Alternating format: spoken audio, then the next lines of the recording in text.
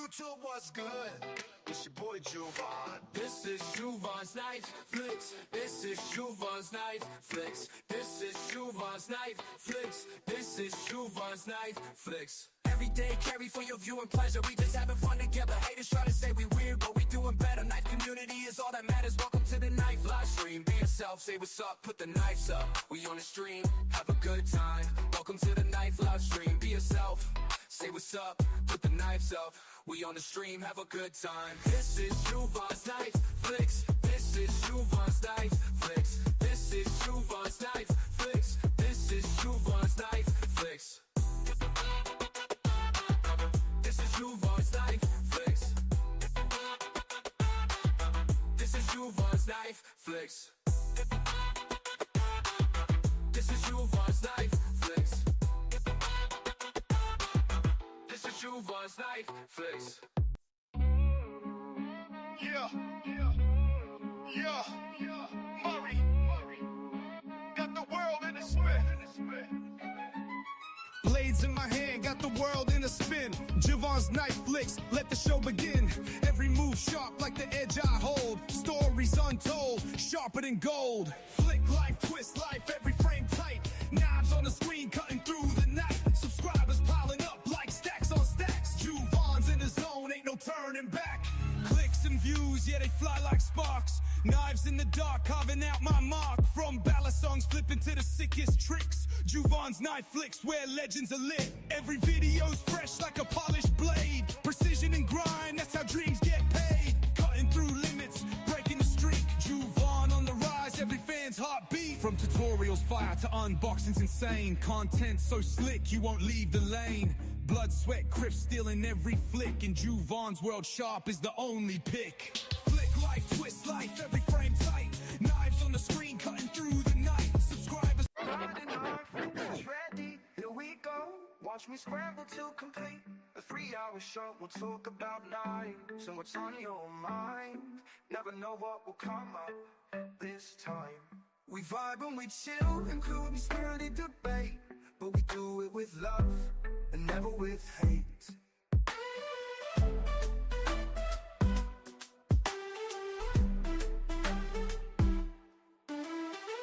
We'll talk about knives and what's on your mind. Never know what will come up this time.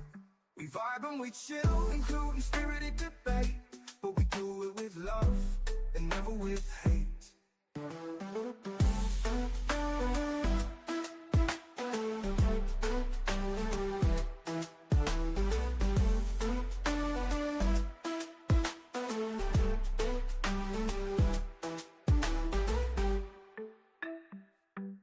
We vibe and we chill, including spirited debate.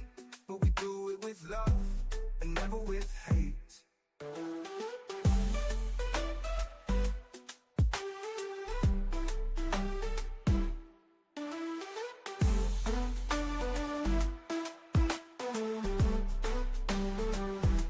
I can't believe it's Friday and we made it.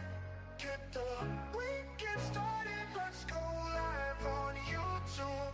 Yeah, it's a Friday night flick and you know what's going down. Get your friends and your knives and let's have a good time. Got that play, click, clacking and I'm ready to go. Gotta check the homie Jovan to see what knives he's got. I can't believe it's Friday and we made it. Get the weekend started, let's go live on YouTube. It's Friday, I can't believe we made it. I'm flying out because I left a little bit, but are you high on cigarettes? And when that stuff runs out, you're gonna wanna make it. Are you high on cigarettes? Let's watch Jovan's weirdness and get high on cigarettes. Let's watch Jovan's weirdness and get high on cigarettes. Let's watch Jovan's weirdness and get high on cigarettes. Let's watch Jovan's weirdness and get high on cigarettes. Do you know that you're right or wrong? Do you know that you're right or wrong? Do you know?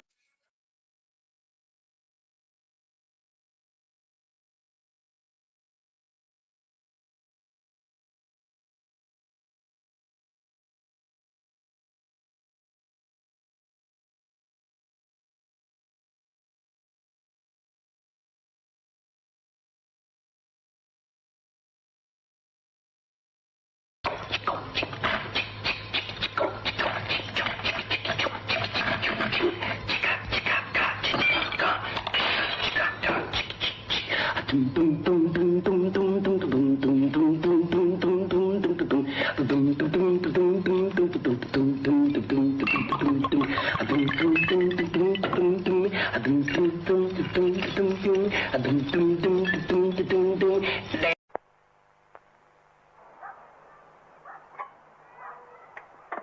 too much water in that kettle. And now the lid's on crooked. And that means disaster for this lady. Because she is on a boat. Don't boil a kettle on a boat. What is up, guys? What is up, guys? First question. Can you see me? And can you hear me? The reason I say that is my eyes are blurry.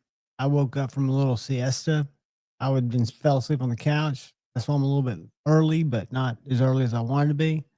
But I'm seeing kind of dizzy. So when I look at my screen, my knobs don't look totally in focus, and I don't look totally in focus. Somebody give me a thumbs up if I look in focus to you guys, or if I've got camera issues. Either way, I probably won't do anything about it because I don't know what I can do. But howdy to everybody. I am but see, when I look at everything, it looks blurry. So I don't necessarily think it's my camera feed. Hopefully it doesn't look blurry to you guys. Let's go to I didn't want to do that.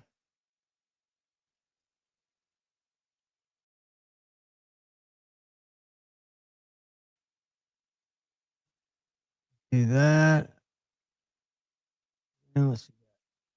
So to me, I look kind of thumbs up for 1931 Leatherworks. Man, the myth, the legend himself. I'm going to go with it that I'm just having either an early stroke or just still waking up. Speaking of Tactical Terry, 1931 Leatherworks. There's a little horizontal mounted sheath for my little Aries EDC pedal. Had a unboxing today that I haven't printed yet or processed yet, but it's on this guy right here. Company reached out to me. They're out of Bessemer, which is about, I don't know, 2 hours from me.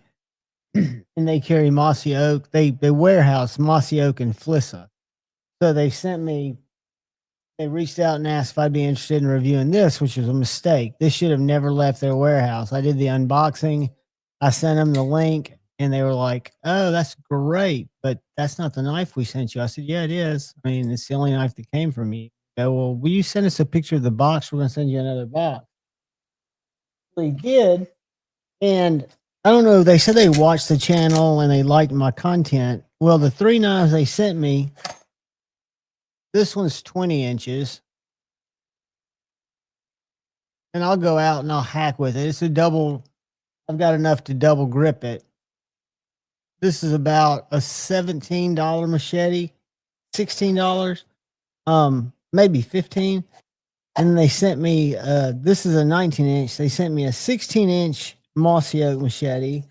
And then the one that looks the most interesting that I haven't opened yet is a Flissa, Flissa. It looks a little bit more tactical. Marco is in the house. Be shady, channel member. What is up, brother? Joe Isabella, channel member, and my heroes in the house. Geek Machinist is in the house, channel member. What is up, guys? I just posted, and let me show you something. I need to do it real quick.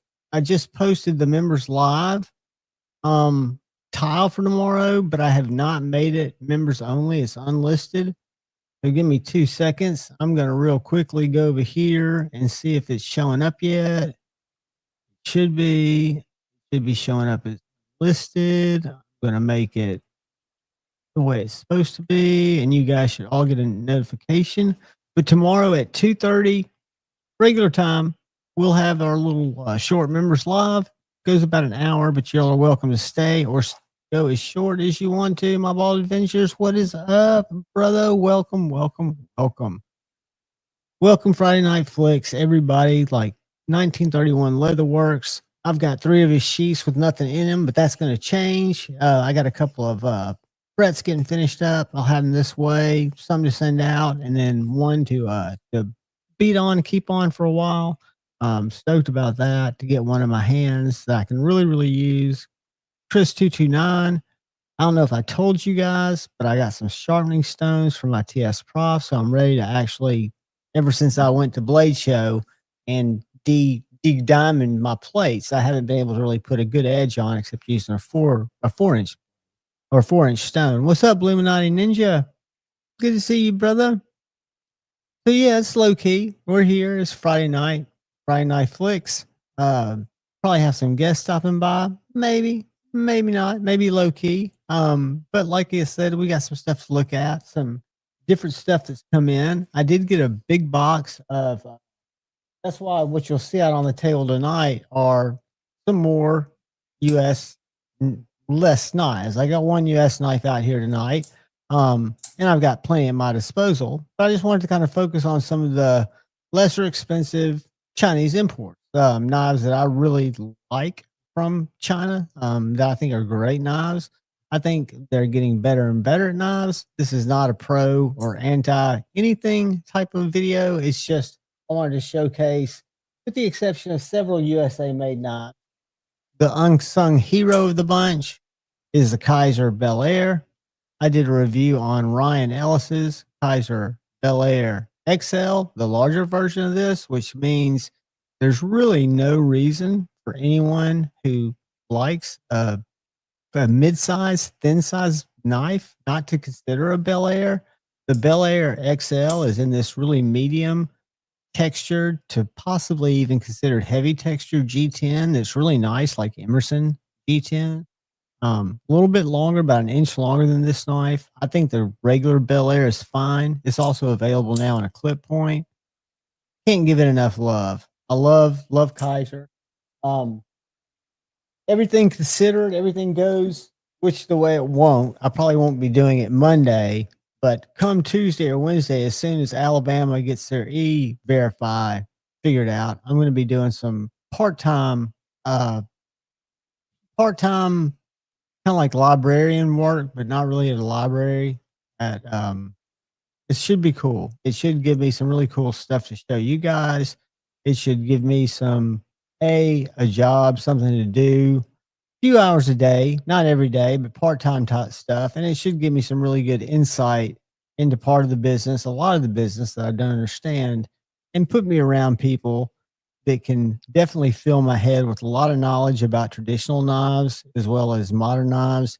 And one of the most important things to me, or one of the things that I want to really learn more, is how they value knives. So somewhere like that, that's a retail location. I watched them on yesterday. Did I go up there? Yesterday, my buddy A to Z traded for a Shiro, and he traded a Shiro for a Shiro. And he had a lot of other knives that he was looking to trade for, possibly some other knives. But it just got to be one of those things where they had, the young guy had gone through and they'd kind of figured they didn't want to do a deal where Knives and More was necessarily writing or giving money back.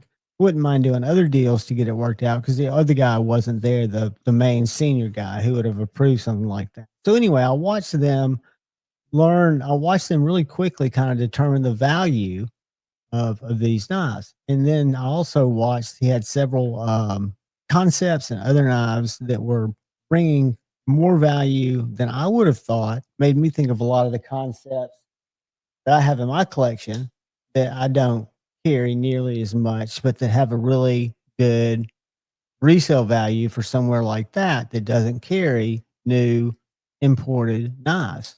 But to me, I want to learn that. I want to learn what determines value. I think what determines value, it goes back to what the market will bear, what the market's willing to pay for an item. I might be the only person in the market that's willing to pay what this knife costs. I did it with trades, a couple of knives, a couple of very nice knives to obtain this knife from the designer. I feel really good about the trade. I think he does too. And to me, it's a great knife. This started with kind of a discussion about that knife really can be worth that because of the way that it's made, the cost that we think that it's made, or we know that it's made at, or made for. My whole thing is, to me, when I handle this knife versus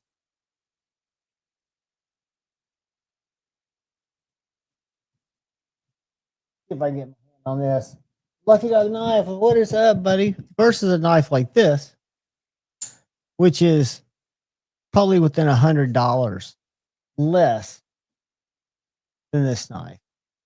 Yes, this is made the right way in a U.S. factory. It's got some great scales on.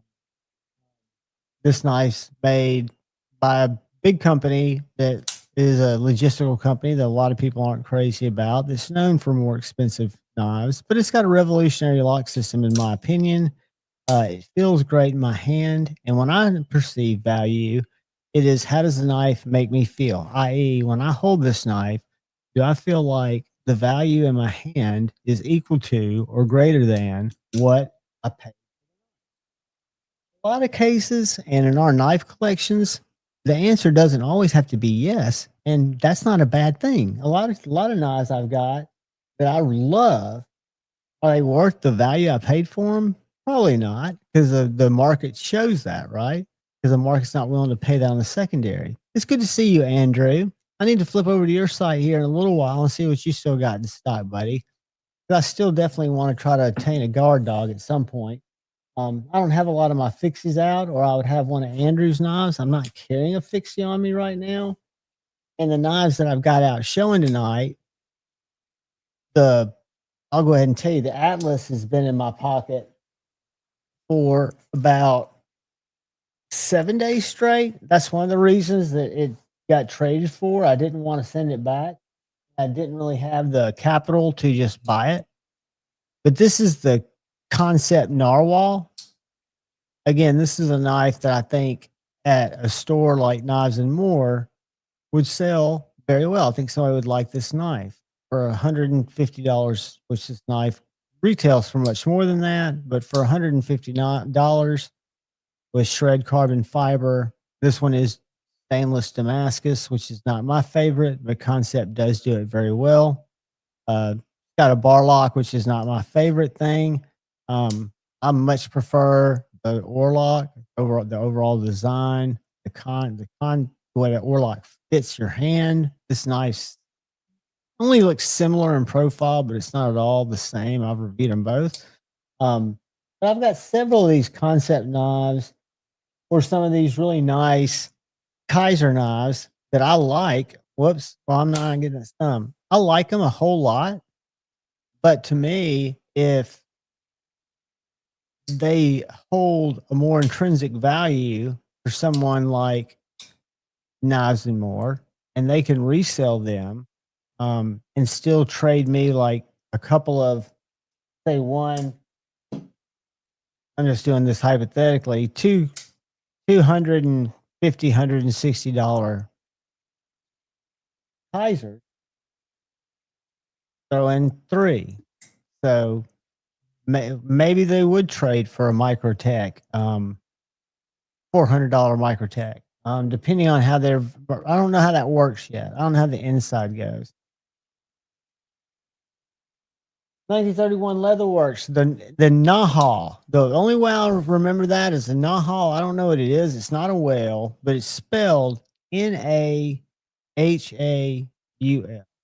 Again, not something I was necessarily planning to sell. If you're interested in it, buddy, you reach out to me. But it's not something I was looking to sell. It was just something as I venture into this new side of the knife game. I've got some of these knives that are just kind of in my collection, some that I won't get rid of. This is a Concept knife that I will not get rid of. This is the Edgy Blade Works collaboration. The my brain's going the tipper. This is the Edgy Blade Works tipper. I really like this knife. I'm a huge fan of the Kaiser Original 2. The Original 2 is a bar lock instead of a button lock. This one's in titanium and S45 with a hollow ground titanium. I really like this little knife. Concept and Kaiser kind of do it for me. This is the the Aya. Good knife. Kaiser, what I've noticed, the November box, it just came out that I can't even unbox until early November. So I don't even know what's in there. Um, but I do have two Blaze Series knives, and I bet you they're small. I got one medium sized or decent sized knife in September, but most of the knives are designed very small. This is probably one of the best designs I've seen from Kaiser this year. This is called, I want to say, I don't want to get it wrong, the Rook. Could be wrong. I'm going to pull it up, but this is, it's not the Rook. This is uh, BEDC, our buddy Mark Perez, Loot 10 Texas's company. And this is his design. Brave. I think it's the Rave. My brain's coming back to me.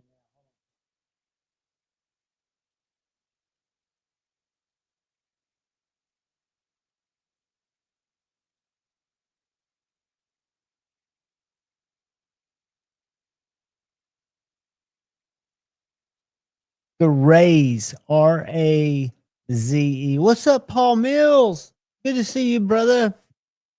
Good to see everybody I missed. But this is the Kaiser Raze. This is just one variation, which is the variation I probably would have picked because it's raw titanium with leather bolster inserts that look very nice. But it's a front flipper. It's super pokey stabby, S45VN. The blade is almost completely in the handle, so it looks very elegant. It's got amazing front flick action with the very thin yet easy to grab blade hole. I hate front flipping. It's my least favorite way to deploy a knife. However, Sierra Rick, what's up? This one works very, very well. So there's some great knives that I feel bad about because I do a review on. I'm going to start as I get my creative constipation seized. And usually it gets better about this time of the year. I start getting my creative juices flowing. There's several combination videos I want to do. I've got the concepts written out. I've just got to actually pull the trigger, pick the knives, and do the video. And I've got some great knives to do it with. So I'm stoked about that. I'm stoked about doing more fixed blade content. Fixed blade content, I've always been a folder first kind of guy. Fixed blades came, even though they came into my channel really hard, and I really got my deep off into my buying of fixed blades, and I love my ADC fixies. You guys all know it. Fortunately or unfortunately, my channel's kind of become labeled as a fixie channel, so I get a lot more views on my fixie content. I have a lot more companies reach out to me about fixed blades. When Kaiser sends me knives each month, I always get a lot of fixed blades. I'm always blessed. I just need to do fixed blade content, especially on a knife like this, where I've got to go out and I've got to beat some shit with it and see if the blade rolls and just do the basics. It just takes a little bit more time to review bigger knives. So I prefer my sweet spot is that 6 to 7 inch or 5 to 7 inch, we'll say, blade size. I don't mind reviewing big knives like this, but this is a hard knife to just tell you guys how it makes me feel. It makes me feel like I've got a big ass machete in my hand that I could possibly saw wood with, that I could probably whack against somebody's head. I'll tell you, it doesn't cut paper very well. It doesn't have a very keen edge on it, nor should it for what it is. But I'll try to do some stuff with these knives because I do enjoy the fixed blade aspect of it. But big fixed blades, you know, they're better people. Like I reached out to, or I have a company that I work with. It's very, very nice. They're new in the game. They have a great product. They're called Olive Knives, and they have this knife, the Arbor. They've got another knife coming out. This is their first knife, but it's a bushcrafting company. This knife is a big chunk of L-Max with a Fibonacci grind. I've talked about this before. We've joked about what is a Fibonacci grind. Well, if you read about a Fibonacci sequence in numbers, I don't know what it means. It's just different. But you've got this rolled spine It goes to this really sharp 90-degree spine. It's a ferro rod striking beast, but this is a very fine knife. So they reached out to me and they're like, Javon, do you know of any other channels that might be able to help get our knives some exposure? And I was like, absolutely. Let me reach out to a buddy of mine, Scott, and see if he'd be interested.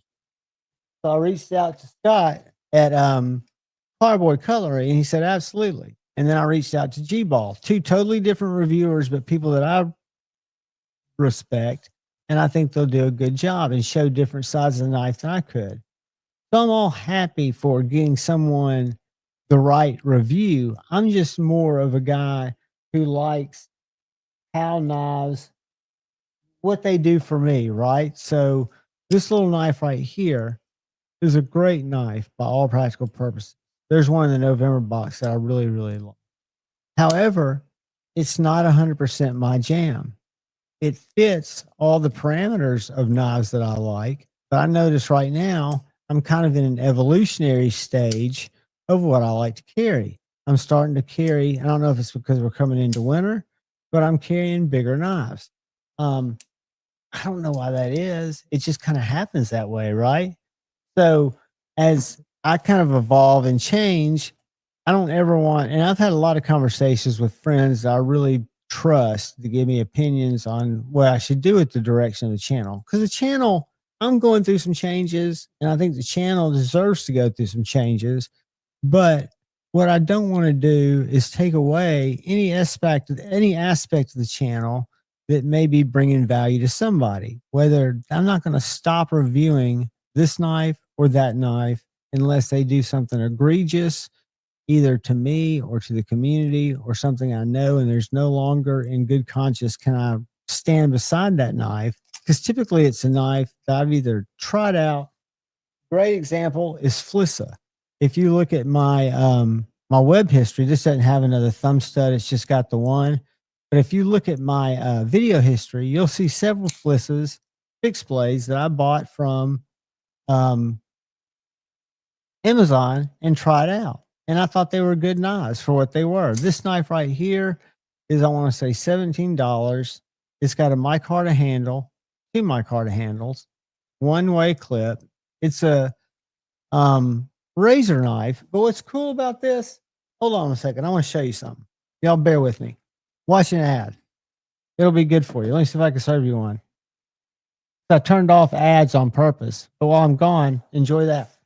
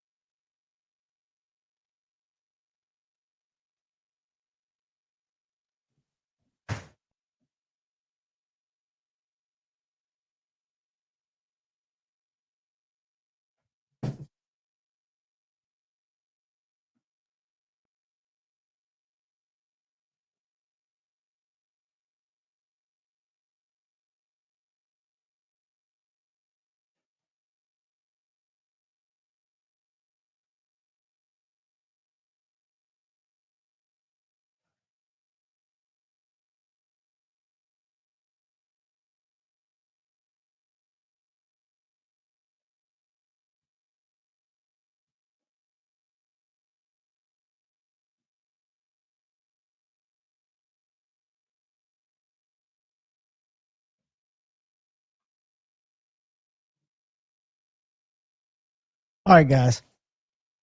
What I was going to show you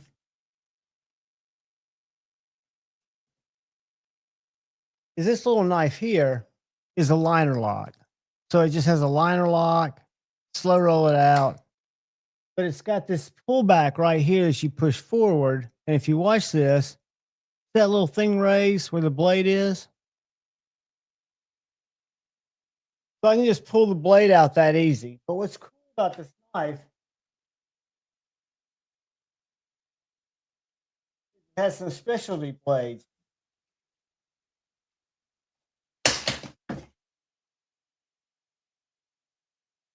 The first of which, it's got a gut hook blade, which I won't show you guys, but it's got a drop gut hook or seatbelt cutter blade. I think is this blade. But check this out.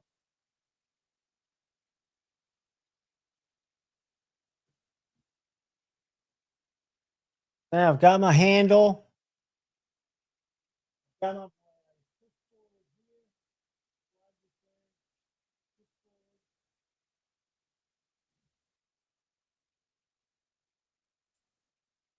So now I've got more of a pocket knife look, even though it's a replaceable razor blade, very sharp.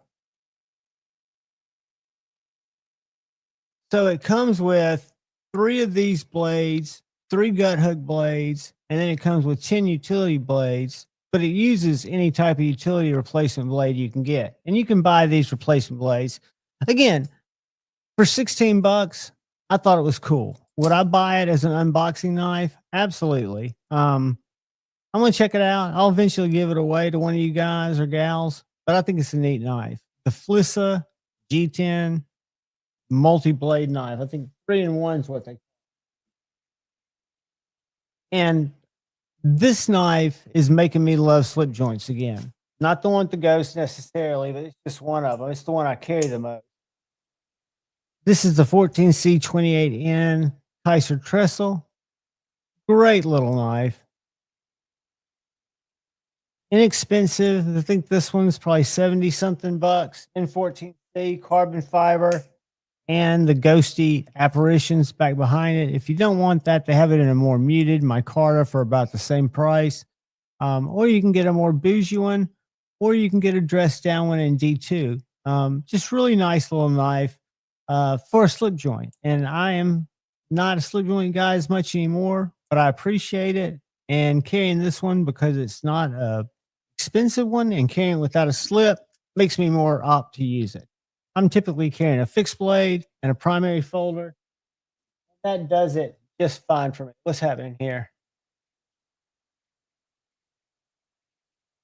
I don't know if I've shown y'all what's in my little stocking, but this is another creation from Peachy Canada, who makes this stuff in Canada and designs this stuff in Canada. This is the Peachy Cometa, which is a titanium liner lock that has this really unique scale system where I can flex titanium scales, FRN scales in different colors, G10 scales, and it's a 3-piece scale system that doesn't require you to remove the pivot. It's just really neat the way they lock together. Anyway, this has been very cool. And I've actually got, because I'm getting ready to film a review on it.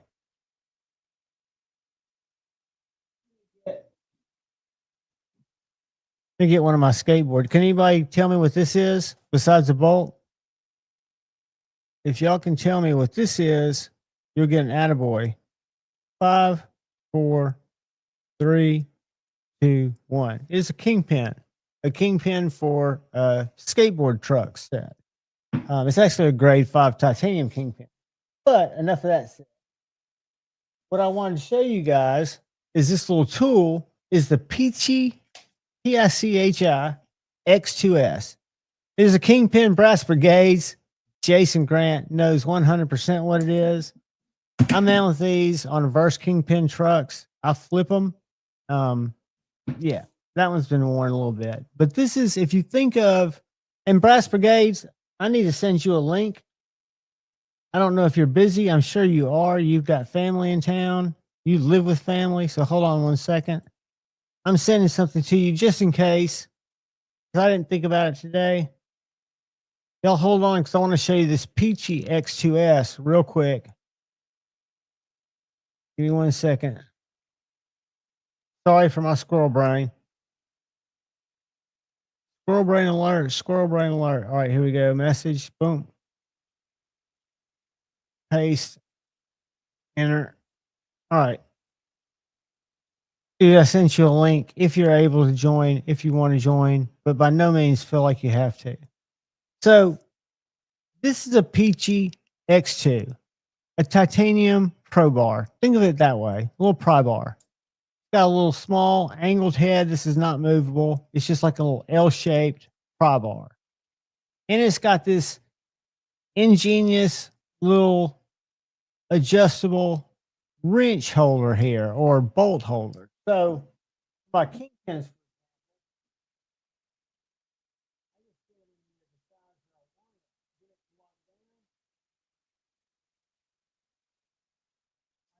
like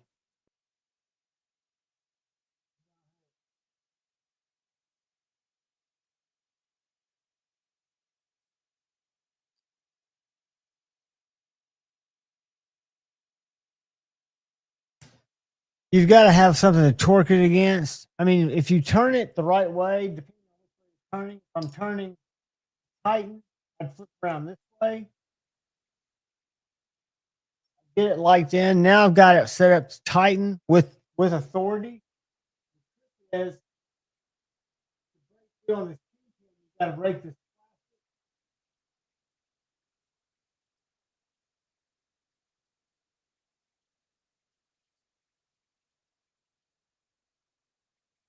I'm gonna have to get another set of pliers.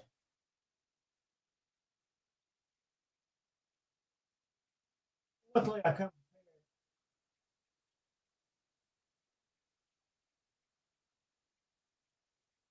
But this is just one of the tools that this little 9-in-1 does. It's really cool. All right, let me get my Whippix.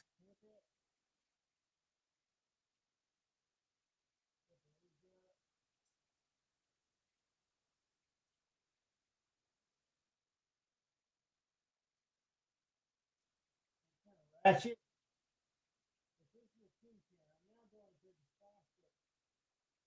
I'm now going through the plastic safety part, which you'll see it coming through.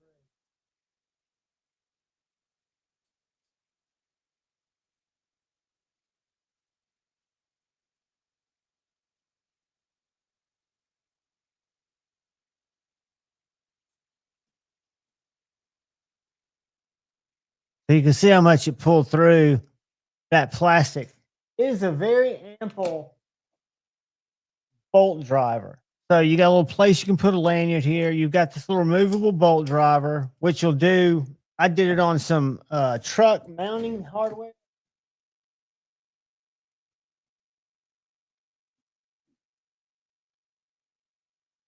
So here's some truck mounting hardware.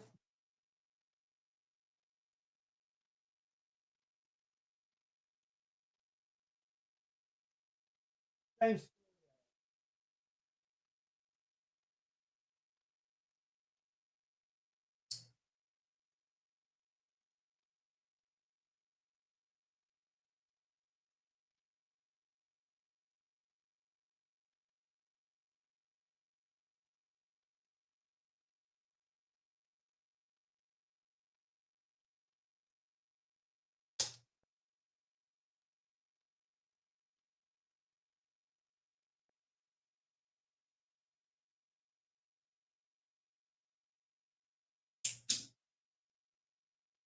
Don't let me hold it, but it will do the same thing. It'll take a small bolt like this.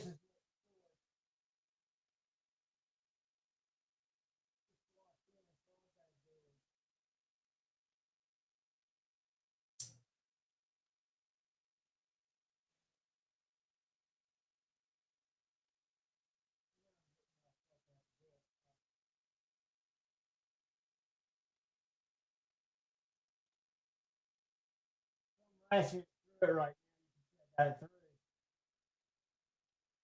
Touchdown. Anyway, then I'm gonna move off the mic for a second.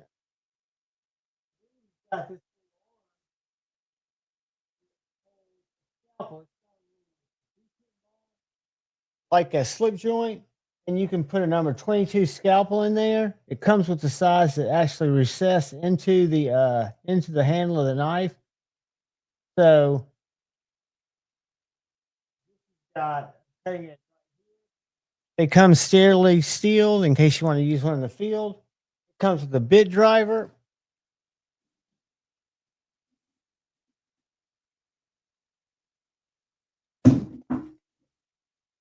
Which works very well.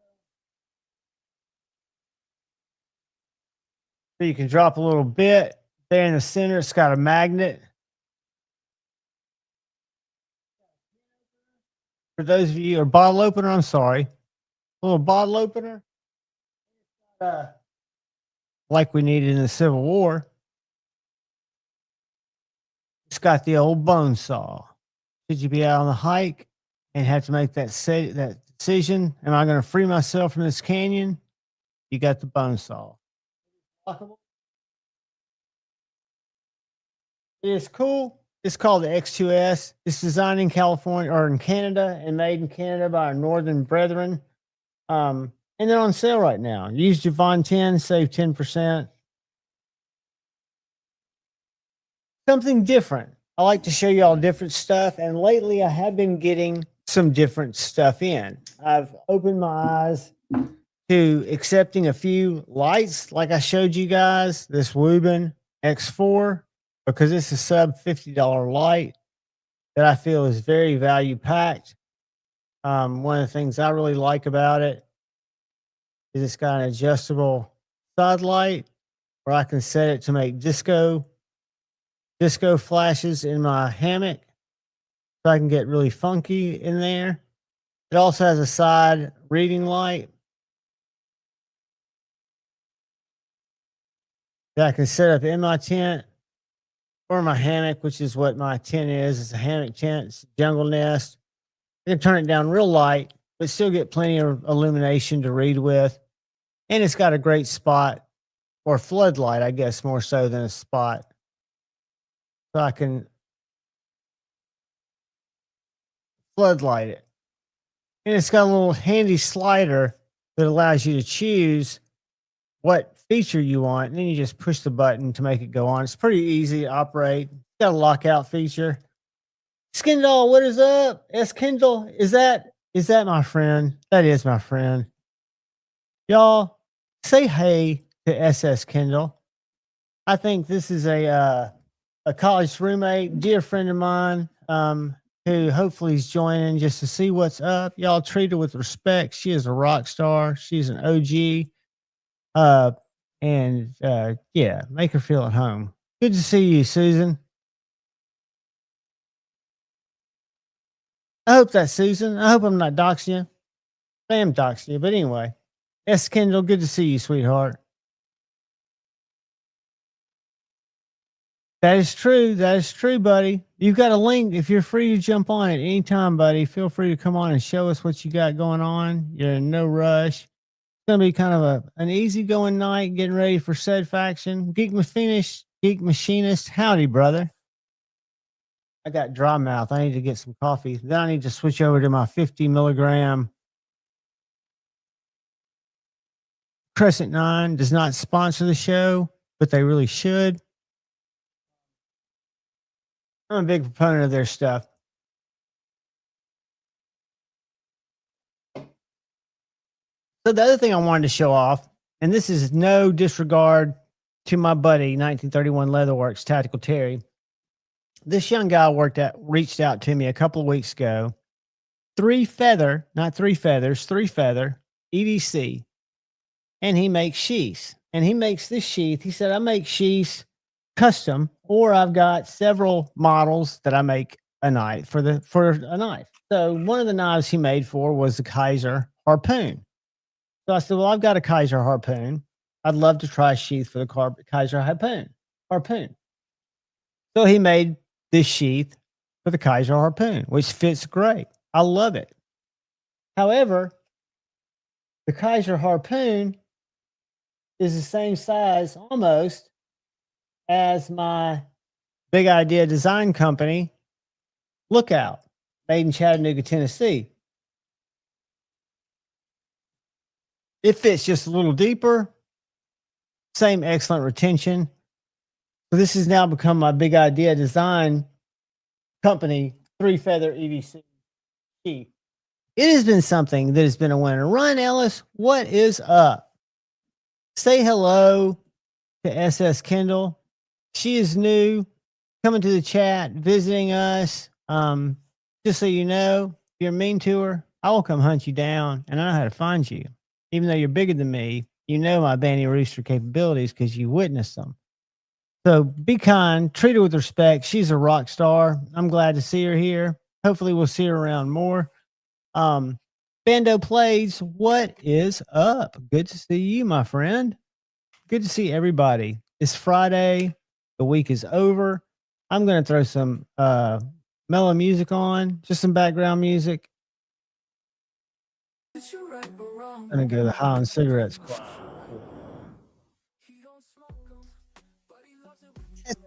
In the back. Last week, StreamYard froze on me. So today I go to log in. Content. This is banter. I think it's a few minutes, take a detour in my mind. My mind is kind of like not really like a coffee grinder, more like a cotton candy spinner. Grinding's a little too much you'd think is going on there. It's kind of like spinning together fabs of just things I'm thinking, and it'll take you places. It takes me places. I have to wrestle with, do I verbalize this thought or do I just let it pass? And for me, it's hard to make that distinction. The good news is, with the weird brain revelations that I have, they go as quickly as they come. So if I pause and give a little reason why I'm getting ready to step on my proverbial dick and say something stupid, I usually forget what it is, like I just did in that case. Don't even know what I was going with, but it wasn't that important. Probably wouldn't have gotten me in trouble because it seemed pretty innocuous when I thought about it. But yeah, it's just one of those nights. It's been a long week.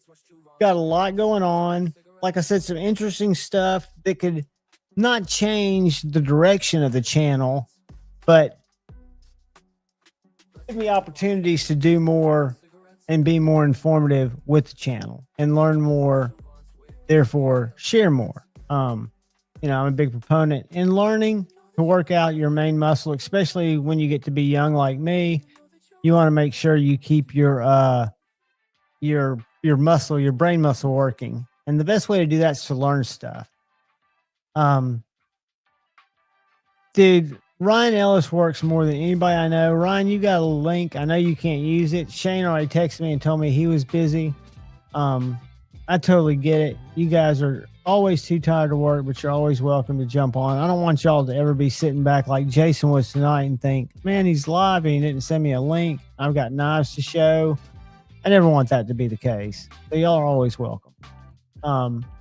And we'll do that. We're going to start doing that on Member Sunday. We got some cool stuff coming up for the member streams in November. We're going to do the giveaway for the people who haven't won a knife. And then we're also going to do the pin a link, where it's going to be up to you guys. I'll have to police it with coming and hunting you down if you do something like Islamic, weird, crazy, political on my channel that gets me in trouble. I have to come get you. But as long as you're good and you hang out, you'll be able to join me on stream on Sundays and say hey to people if you want to. You don't have to show your face. You can do top down like I'm doing on the right over here, or you can do your face. You could hear me either way. Just a way for y'all to participate more. I'd planned on hooking up my Discord. I've got a Discord that I never use because I just don't have the mental fortitude to learn a new media platform. And parasocial psychology is real. I deal with it every day. It'll wear you out. That's why I don't go in my comments nearly as much. I should be in my comments much, much more. I've got this phobia, kind of this agoraphobia in reverse. I'm not scared of people. I'm not scared of conflict. I welcome it. It's just, it's too much. It's just, there's always something to do, to answer. That's my fault. I'm happy to, I wish I was more capable. I will come up with an AI script at some point that will be more interactive. Because I am teaching myself not how to write AI code. Nobody needs to go through that crap because people have already done it. But when I talk about embracing AI, at this point, I realize AI is here to stay. It is such a helpful tool, depending on what you're trying to accomplish in your daily task. You can employ AI and the apps that are readily available to make your life simpler. I use two apps, one app really, and then one program that I could use the same program for. I use two free apps for each one of my YouTube video titles. I run my title through translator. So I'll take my video when I upload it and I'll run it through an AI program that says translate. And what it does is it takes my written, my spoken text, and it converts it to written text. It takes about 7 minutes. Then I copy that and I drop it in Chat GPT. Thanks to Miguel, I forget his last name, he shared in the YouTube group a script that he uses. Behave as a YouTube SEO specialist and come up with a catchy title and a 3 to 4 sentence paragraph describing what this video is about to help with YouTube audience discover it and engage with it. Simple little script like that. And then you just drop it in there and hit go. In about 15 seconds, it creates a sentence for a description that you can tailor and a description that you can tailor and add links to. It's amazing. It is amazing. Bando, she's going to need to learn from a lot of you guys. She's going to have to, I don't know how expensive, how experienced she is with knives now. I know she wants to learn about them. She learned about the channel. But she's going to depend on all of us to talk about a folder, which for me, I think Kendall I could see her with a CJRB RIA, original RIA in her purse that she got used to opening, closing. If I had one, I'd send it to her. I got rid of my RIA and my more RIA. That what it's called, Malia, not RIA. My CJRB Malia, the one by Swags. That's the one we need to send Susan. And I'll get with her. I've got so many knives. I can hook Susan up with something that'll fit her hand perfect. And then she just got to get used to opening packages with it. That's what I open mine with. My knives they span from $50, we'll say, to $500, and that's being generous. But I open cat food, used to open dog food. I open Amazon packages.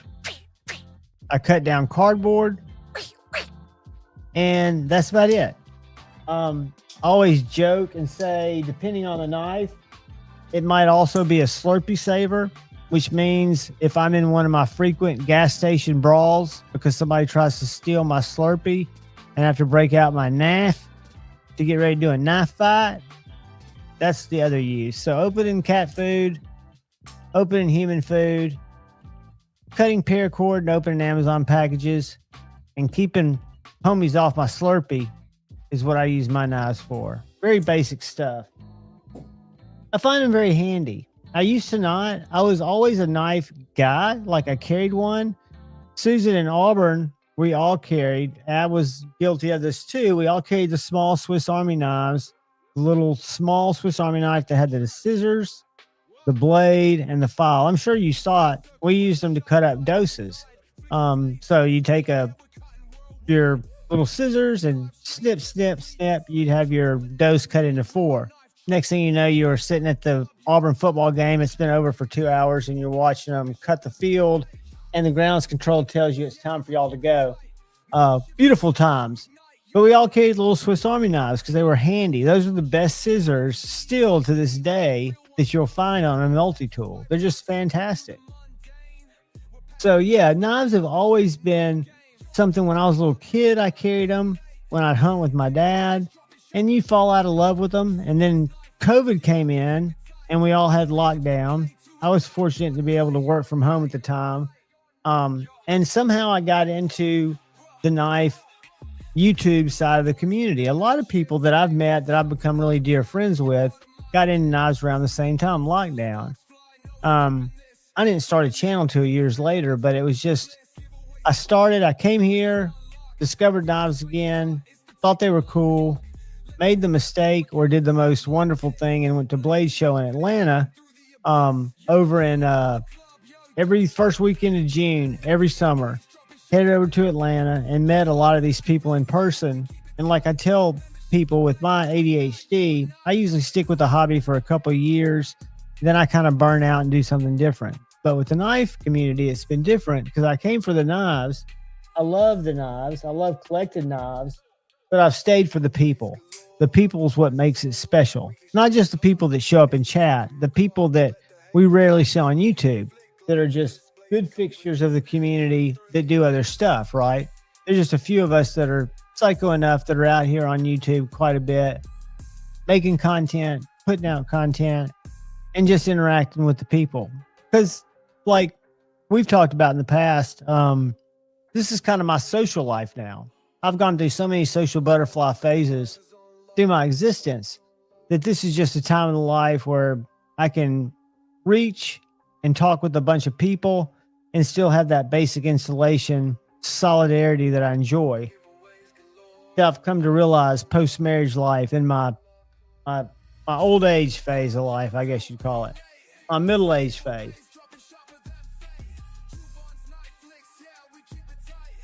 I'm just finishing up the coffee so I can switch over to my raspberry. Yeah, this is a raspberry lime seltzer. They make 3 flavors. They make a strawberry lemonade seltzer. They make this seltzer. I'm not a seltzer person. And they make a grape lemonade soda. This amazing. 50 milligrams. Amazing. And you can't get it anymore. My gas station cannot get it because it's so popular.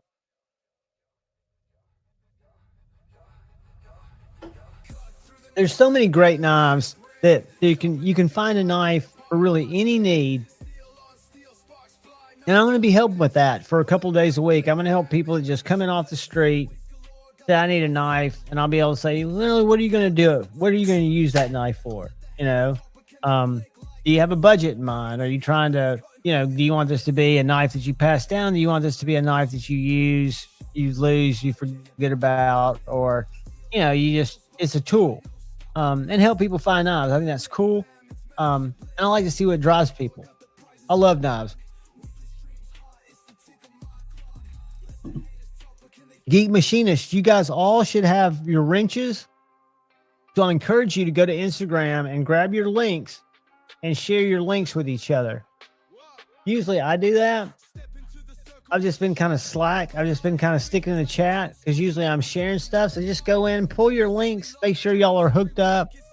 Make sure y'all are sharing each other's y'all's websites. We usually share Bad Yako's site, Double Wide. I don't have it handy to throw up there, but I'll tell you what I do have handy to throw up. It's Nannerpuss time. You can call me Nannerpuss. And guess what? I love Nannerpuss. You can call me Nannerpuss. And guess what? I love Nannerpuss. There you go. Little Nannerpuss love for everybody. Sierra Rick, it's funny you say that because right across the table, an LT Wright Frontier First is one of the first little EDC fixies I got. I got it in MagnaCut from River's Edge Cutlery. New, it was $95 in a sheath. Yeah, it's not heat treated as high as it should be, allegedly, but it's been great for me. The rabbit hole is deep, and it is a bad hole. But again, I fell in the slip joint rabbit hole, and I was able to climb out of that relatively easy. The fixed blade one's been a little different. And the love of it for me, guys, started with folders, and I still have it. I carry a folder every day. I love folders. I love showcasing them, pointing out the cool stuff. I don't have a lot that come across my table. I do have Concept that's very cooperative with me. Kaiser has treated me with extreme amount of respect and let me show some cool knives of theirs. And then I'll see the few boutique knives like Mihai sent me his Mr. Design that I've already put in my pocket, the Atlas. And I know he's a small designer, him and his dad. And it was going to be send it to me. I'll get it back to you in a week so you can have it in inventory while you're at Blade West. Well, like as it happened with one of his knives before, it happened with Andrew Kids Knives at Lucky Dog Knife Company, is I get it in hand with every intention to send it back, and I just absolutely fall in love with it. A knife I wouldn't have experienced that I could easily send back because I'm going to get other knives just like it in, not just like it in terms of the same model, but knives that fit the same. This is an overbuilt knife that I'll never really use, but I fell in love with it. It's the Mr. Designs Atlas, and I can wholeheartedly, subjectively, because I'm an idiot, because I fell in love with the knife and I traded for it for what it's worth because I believe in the value of it. It was just a winner for me. They make it a Tonto. I was a little bit torn when I traded with Andrew, and I decided the drop pointy gave me enough of a Chris Reeves, Aurelia vibe that I was happy with it. The Tonto looks wicked. They do these designs in both a drop point or a Tonto blade. Both of them are very pleasing, and you can get it in black or raw titanium. And it's got the little side pullback. It's not an axis lock. It is an interlock, which is the whole spring moves back with the coil. It's got a coil spring as opposed to an S spring that gives it its ability to slide back. So this entire bar moves. The tang is engaged from that bar. So with it open, and locks over the top of that. Super, super strong lockup. Cool little knife. Interesting mechanism. The side is, you can do it just like a Benchmade. My hand's a little short. Not a Benchmade, any knife with a bar lock, but it's not a bar lock. It has more tension behind it. So I wish they were a little grippier, or I wish my hand was a little longer so I could easily reach up and grab them. They're doable, but this little nubble here on the top, like a Demko has, even though it's not shark lock at all, because again, the spring is, I'm guessing, back here like a Snex, but it's just unique. It's cool. I'll tell you guys, this little weird Lego knife that I did a video on where I took it apart and showed you the different bits and pieces is VG10, which is not one of my favorite steels, but it's got titanium liners. It's perfectly centered. They send hardware for the pivots in case you need to change them out. I can't imagine needing to adjust them. And then it's just a neat knife. I think if you had titanium scales, which they sell on it, it would feel like a heavy knife. It feels like a thin, get it done knife. It's got a thicker grind. So call it a Kamita, which I guess means something Japanese, but it's very tall ground, so it's not designed to be a just slicer, but it is very slicey. And it's got a unique profile, Tonto point, this very pokey, stabby. Just a modern folder on bearings, flipper tab, different. I can get behind it for that reason alone. I think they're like $149 like this without a discount. Yeah, it's a little high for VG10, but I don't see a lot of VG10, so I don't know a lot about it. I can tell you that the frame is done exceptionally well. It does have a thin lock bar, but I think that's by design of the knife. Not a hard use knife, but it's very modern, very beam me up, Scotty. Beam me up, Scotty. But yeah, interesting stuff. Interesting stuff in the world of knives that came in this week. The other things that came in, I'm trying to think. A big box of November Kaisers that has an old favorite. When I say an old favorite, a knife, the only hint I'll give, nobody will get it, is I gave Pocket Metal an old Blade series I had. It was my favorite Blade series Kaiser knife from the old days. And they made it also in micarta. They made it, in a Vanguard series, and they brought it back in a big way with a lot of different models, different trim levels, and different locking mechanisms. So cool knife there. They have a couple of brand new designs I haven't seen. One fixed blade that's kind of a reinvention of one that's been out in some different materials. And they have one that's, totally different, small fixie. So it's cool to see what they have come out. It's hard because they have dates on it. How close are we to the 20th? We're the 17th.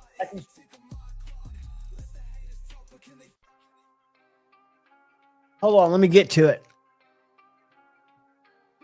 Y'all give me 1 second. I'm going to do a test. Y'all thumbs up me if you see an ad. Step into the circle where the sharp vibes reside. Flicking blades on screen, yeah, we're cutting worldwide. Members only live streams every week. It's lit. Chop the monotony with my knife tricks hit. Join the club, yo, don't be late. Giveaways dropping sharper than fate. So this is the last of the October releases. This knife does not go out till October 20th. I'll do a video on it. I haven't yet, an unboxing, because I haven't even unboxed it. I looked at it, but I'll do an unboxing on it 20th. The Kaiser's been very unique in sending stuff out to me that I did not expect to be out, be a knife that they offer. And this knife is by no means, I don't know what it's going to cost. Hold on a sec. Yeah. So this is,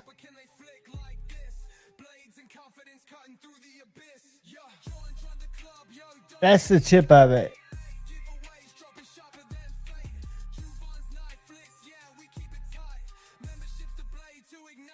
It is a little wicked, that's all I can show, design knife by a guy at Kaiser, or not at Kaiser, one of Kaiser's designers. It's got one purpose, guys, that I can think of, and that's for stabbing fruit. Used for close quarters, combat, and distance buying. Very, very cool. Bando it is, and you can't, that was kind of a spy shot. Y'all really didn't see that. It'll come out on the 20th.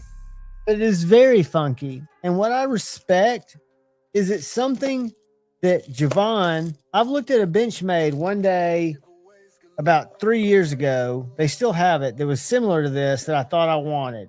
I didn't get it. I'm glad I didn't, because I don't like a skeletonized knife. But for a close quarter, something that you just have to be safe, they work very well for what they're intended to do. Again, to me, a little knife like this. This is a Kaiser Drop Bear 2. Not Drop Bear 2.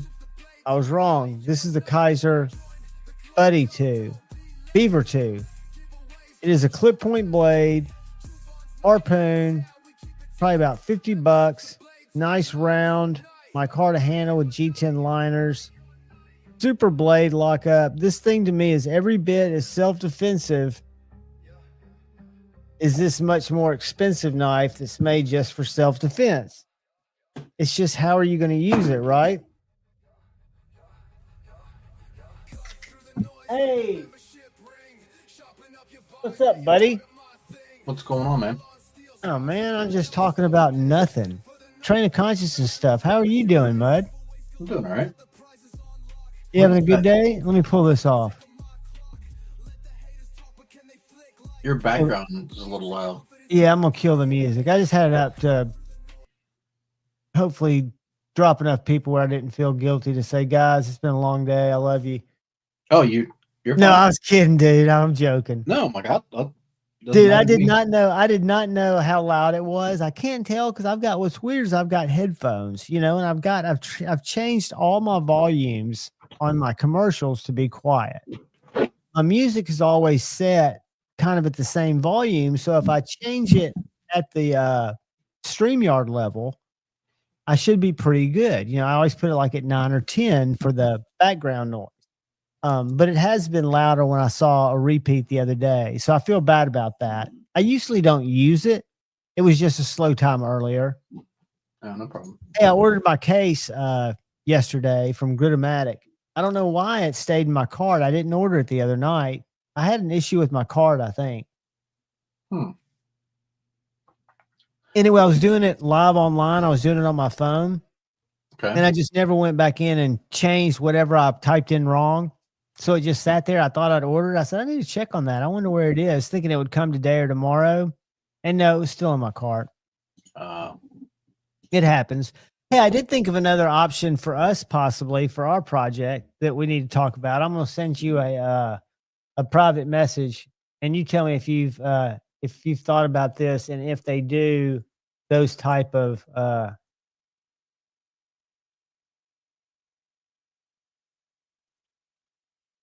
because I know I could work up. Let's go right here. keep your thoughts. I'm gonna start saying hey to people. You say hey, I'll just send it to you. You say hey to people, buddy. You just got here. What's up, Marco, Brando, Mills, Momo, Sierra, Hey, Momo. I didn't say hey to you earlier, nor did I, Sierra. Sierra? bud. What's up, guys? Where's everybody tonight? It's slow night, dude. I don't know. We're just it's Friday night. They're just hanging out. We got Breakneck Blades, Bad Yakko's in the house with a new name. What's up, mullet boy? That's a magnificent mullet. I don't care who you are. I see the private chat. I'm not sure what that means, but okay, we'll talk about it later. Yeah, it's it talks about yeah, just these. Okay. Yeah, I knew something was in the works. What's up, Bloomy? What is up, everybody? Yeah, I don't know, Kyle. I'm beginning to think it's me, dude. I think it's just that people think, Javon's old. He never has cool shit to unbox on stream. He's not bringing the heat, And I'm like, I get it. I'm trying to bring the heat. I'm gonna send out a special. You'll see a thumbnail one day that says "Bringing back the heat" or "Bringing the heat." I won't even acknowledge that it was. You're also not bribing people to be here, and probably my poor attitude. No, dude, your attitude's awesome. I think it's all about perspectives and being open to those perspectives and learning, dude. I mean, I think anybody in this chat, if they haven't learned something valuable from Kyle Coonley, they're not telling the truth. Because I have. Mimo, that's freaking hilarious. Said Steve, you put up that clip of Maddie saying Patina's name over and over, and it's just on a constant loop. And he's got 19 people watching it. It's just on a constant loop of him saying, just live streaming it. Yeah, that's great, dude. He's the ultimate troll. That's why I've got to be very, very, very careful around those guys. What's up, Crispy? What's up, Let's go. Let's snipe it. Let me find it. Hold on. And Kyle, that may be a null point of what I sent you earlier. I was just doing some searching myself. If you're talking about what you're trying to figure out for me, yeah, trying to find a substitution. Yeah, those are in the works, but they haven't been released as far as I'm aware. Yeah, and I'll reach out. I haven't reached out to him. It's just. And I haven't heard back from my buddies. I need to reach out to them a different way, but that's not a good sign. I always think that you should always be good with email and replying to people. 48 hours is acceptable. It's not what I would ever be comfortable doing. Yeah. But they say it's acceptable. Well, I'm still waiting for months of not hearing back. Patina, yes. Patina. Patina,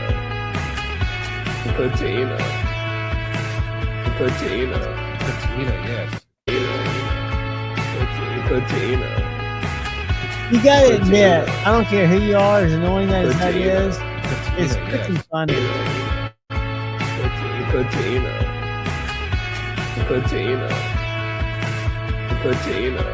Can I not comment on it? That's loud as shit. What's going on my volume? Patina, yes. Patina.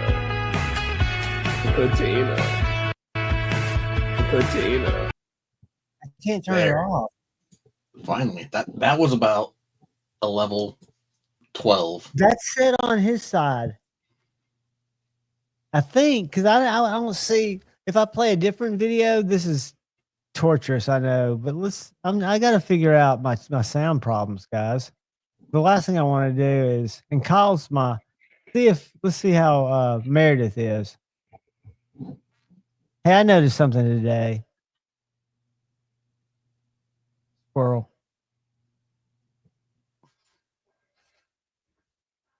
See, she's not loud, is she?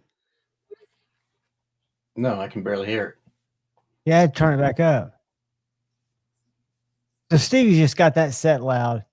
But I was watching a video today of one of my buddies, a reviewer, and it was an Instagram video, and What? he went to light a cigar, and he stood up, and I was like, dude, you better slow down. You're starting to look like Puck. You don't know who Puck is, do you? I'm not sure who you're talking about.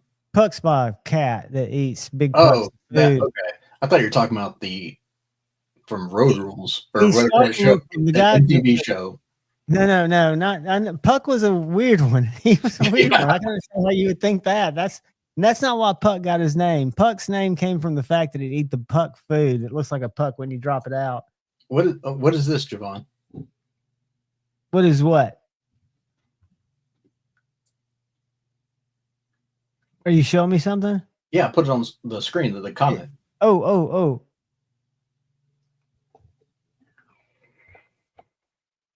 Oh yeah, Sierra Rick. SS Kendall. SS Kendall is a dear friend of mine from college. I think I told you guys about her last Friday night that she might drop in. She's not really a knife person, but if you see her in the chat, she's a good egg. And I like you would make her feel good, make her feel welcome. And she's here for the chat and the camaraderie and to learn about knives. She might not be here anymore, but she might pop back in. But it's a new name that showed up tonight that I was very pleased. I doxed her, unfortunately. Then she ran. Are we going to talk about Indian mail-in pills with her here? No. It's absolute different kind of. That's absolute platonic buddy.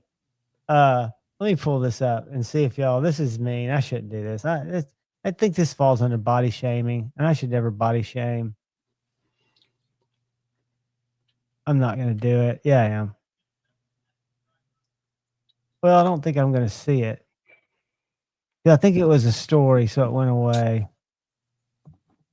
Anyway, for such a kung fu guy, it was a little soft looking. Am I just rambling, making no sense? I hope I'm making no sense. Yeah, you're definitely not making any sense. Good, because he would definitely come and he could cut me or hurt me really badly. And he's the type that would probably drive far enough to do it just for sport. Right, Ryan? I didn't do it though, Ryan. I held back. It was tempting. I was watching it. I was like, damn. That's I didn't expect SS Kendall's here, Kyle. Tell her hi. I bragged about you to her. Well, and I'm sure she'll see your other side if she sticks around long enough. My condolences that you've known John this long. She knew me when I was fun, dude. Believe it or not, I'm a social butterfly now, but I used to be like a scary social butterfly. Think about it. She knew me all through my debauchery stages. And I was that fun debauchery dude. Look behind me. That's scary. Oh, he's in front of me. Put odds on it. She's not as small as you. No, not at all. She could take me. But this guy right here, he's coming towards me right now, and he communicates with like a series of bites, and they're timed differently. So like 2 quick bites. He's gotten real bad about when I'm reviewing a knife where Tippy just walks through. He just chills. He could care less. His name's Puck.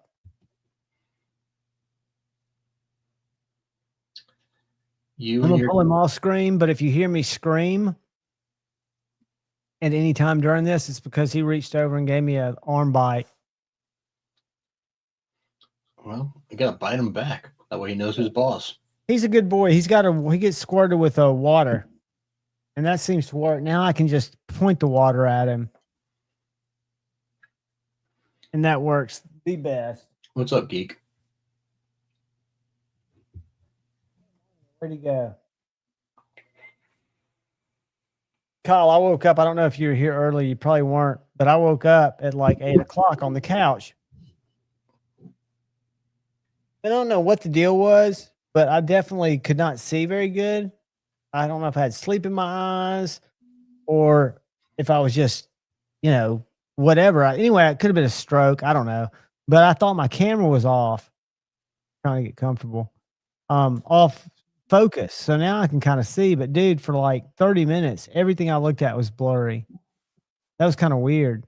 But I've been sleeping like with my hand like this, just kind of passed out on the couch like this, listening to a podcast. So I think it could have been pressed into my eye. Could have been an optic nerve thing. Can you Yeah. which side's the head? Which side's the ass? Oh yeah, you can see his tail. Yeah, I can't really see his tail, but his head's facing away from me. Thank goodness. But he's a good boy. It's weird. He'll fall asleep on his own, over in his chair, which is good. And I do these weird. I think I've told you guys my micro nap cycle where I'll do a weird doze and I'll wake up and he'll be crashed out in my lap. Dude, that's nerve wracking. Because I'm in a very vulnerable position at that point. Bando, he likes to have his ears rubbed. I'm doing it now. See if he bites me, I want to see that.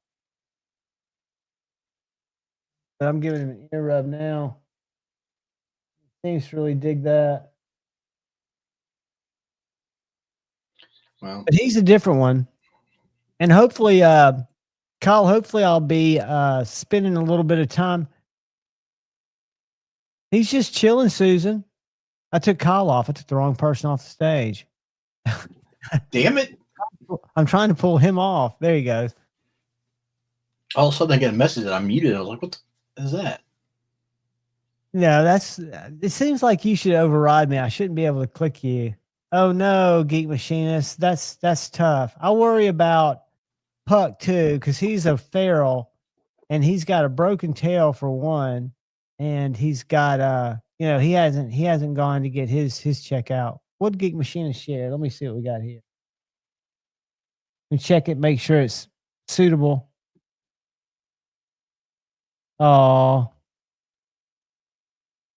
dude, I hate to hear that. I've had 2 kitties. The good news, if there is good news, they can live pretty healthy, long lives after that, depending on what else it does. I think it's just something that they don't understand enough about, but that is a comfortable looking little kitty. Some people aren't cat people. I know the guy that I taught pet his teeth and watch what happens. Dude, that's what you do not want. You do not want a cat bite to touch a bone. That is a bad story. The guy that owns the Knife and More company hates cats because he did something stupid and picked one up that he shouldn't have picked up, and it bit him really badly into his bone. He was in the hospital for 8 days on intravenous antibiotics.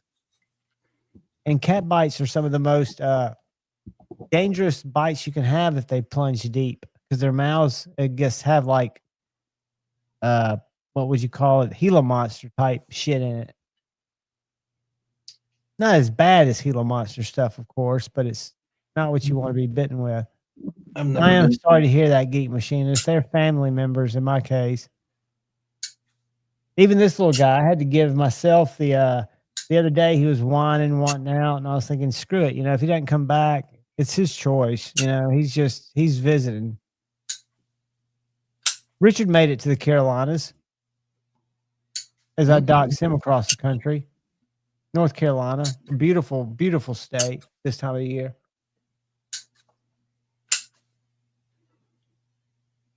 What are you flipping? It sounds substantial. No, it's actually small. Just a slow guy. 395. A to Z was looking very, very, very hardly at the Olamic you like and did not buy it. Told me to tell you it's still on the market at Niles and More Wednesday. He did trade for that. He traded a Shiro for the rare Shiro. I don't know if you know which one that is, but I'm going to share it with you. because I don't know what one it is. And I think this is the one he traded for. He really liked it. To me, it was just another Shiro. He's got one that's a Stinkovich design. See that guy right there? Front row. Front row. Y'all see that? What about it? Doughy. Huh? Doughy. Mm. Not that there's anything wrong with that. Let's go to my page real quick and let me show you this knife.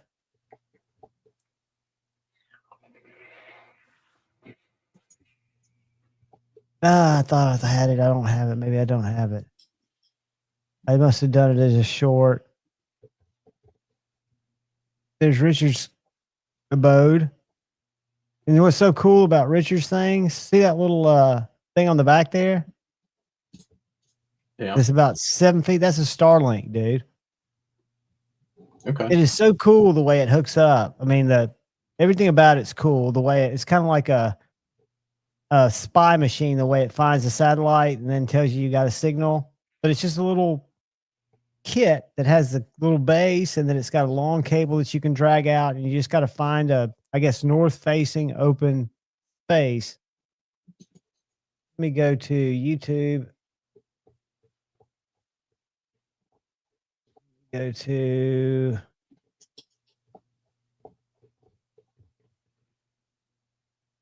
shorts. Damn. What's happening? What'd you see? What'd I miss? Something that I saw posted for sale earlier that Did it sell? Yeah, and I didn't. It's good. I didn't need to buy it, but that was freaking absolute steal. All right. I just need to quit. Look, I need to quit looking at stuff. I think this is it right here, Kyle. I could be wrong. Nope, that's not it. That's an Aram. Hold on. Aram Forge. I always get them mixed up. Or the Shiram, not the Aram. What in the fat strip? The fat strip is the one Shiro I really, really like. Are you familiar with this one, Kyle? It's a Sinkovich collab. You cut out. I can can hear you. What is the Shiro with Sinkovich? You said? Yeah, it's a fat strip. Yeah. That's a sick one. It doesn't look like a Shiro, but I don't like the blade shape, but the action's amazing. But the one that he bought, I would like to have Overkill. The Overkill? Mm-hmm. Well, that custom Wayfarer is still up there. I don't want that.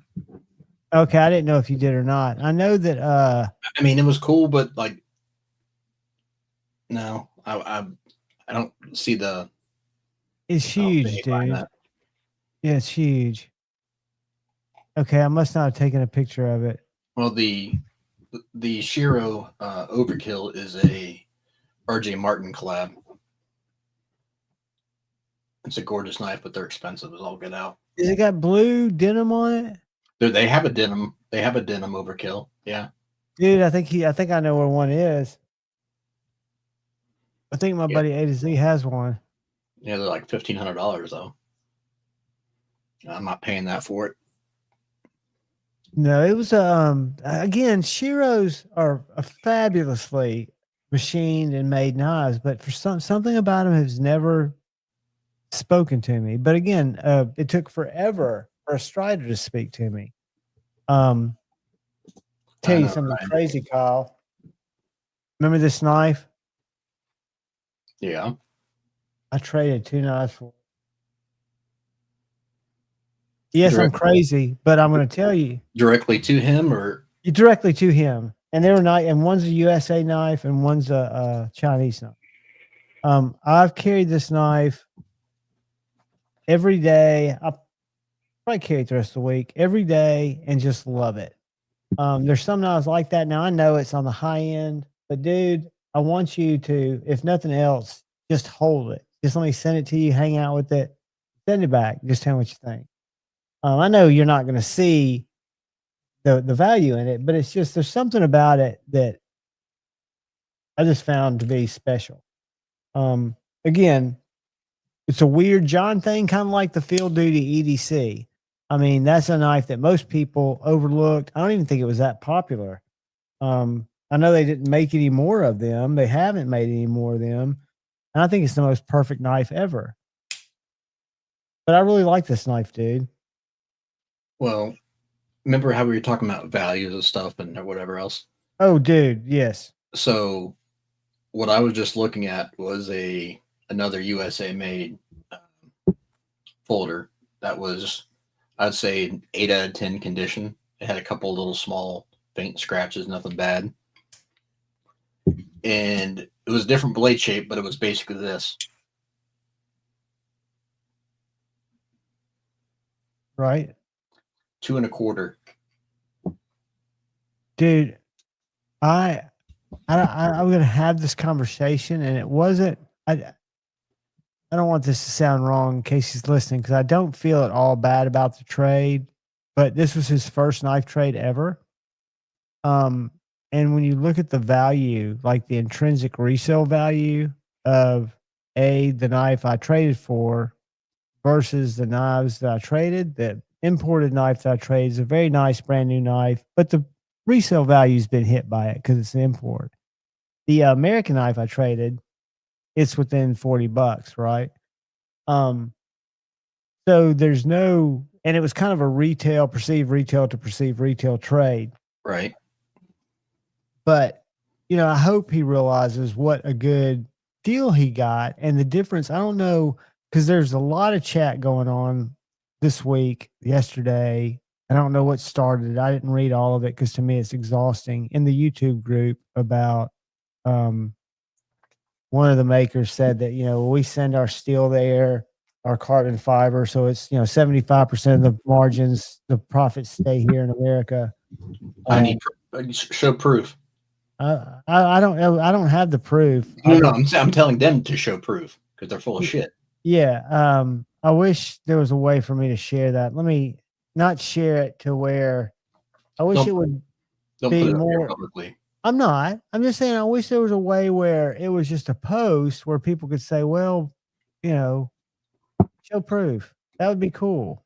I mean, to me, that's not a bad thing. I'm not saying it's. I mean, and I'm sure somebody's been told this. I'm sure this is not the person saying it making it up. I don't think. I'll be the first one to raise my hand and eat crow if they say that they did. But I would highly doubt it. Doubt any to almost. Let me read the sentence. All right. Let me. All right. For example, let's say we make a premium Kubi knife. High level look at it. Obviously, it has different materials and finishes. Change the number, but it's an example. We pay Kubi around $100. They have to buy the steel from a USA company. False. They may buy handle materials from a USA company like titanium or carbons on my Carter or whatever.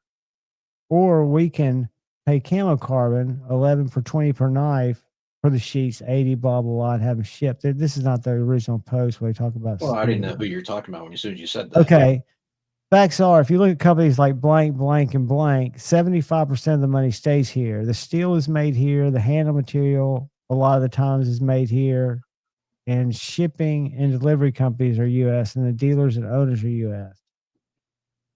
So that little short sentence that talks about steel companies, we don't know if the steel is made here, right? Correct. We don't think it is. But if the handle materials are made here, the shipping and delivery companies, that doesn't seem like 75%. Again, it wasn't an argument type of question. It was just very spirited. Obviously I left out that we make some money too, usually a little less than the dealer. We do well in the ones we sell directly though, but you can't lower the prices on those because the dealer would never sell anything. So we just do small amounts direct and mostly through dealers. Also, it's a balance of your time and everything. Dealers take care of a lot of the time consuming stuff. If you have 500 to 1,000 piece run, if you're working a full-time job and have kids, selling 200 to 300 direct and the rest through dealers is a good balance. And this person is very, to me, open with information. Okay, let's break down some numbers here, just for shits and giggles, right? Say they're paying $100 because that's what they claim, right? Which is fairly accurate. Then they're going to sell them to a dealer for probably 160 to 180 minimum, and then they're going to sell directly for probably 270 to 300. Okay. All right. So if they sell 200 of them, as they claim, directly on a drop, so 200 times, let's just round. Let's say that's on for $300. Make it round. Say 200 times 200. So right there, you're at 40K. All right. 4K, right? No. 40. Okay. You're right, because 200 times 400, right? Is what you said? 200 times 200. 200 times 200. Gotcha. So then you said if they're doing 500 to 1,000 piece runs, then you have, let's say, going to low end, say you did 500. So you have 300 left over. So 300 times $80. Okay. Uh-huh. So you're at another 24. So you just in a 500 piece run, you're making roughly just shy of $45,000 profit. Okay. And that's on a 500 piece run. On a 1,000 piece order, they're going to get upwards of 65 to 70. Okay. And they're doing drops every 2 months. Okay. And they want to act like, oh, it's not profitable. I'm not making much money. Blah, blah, blah, blah, blah.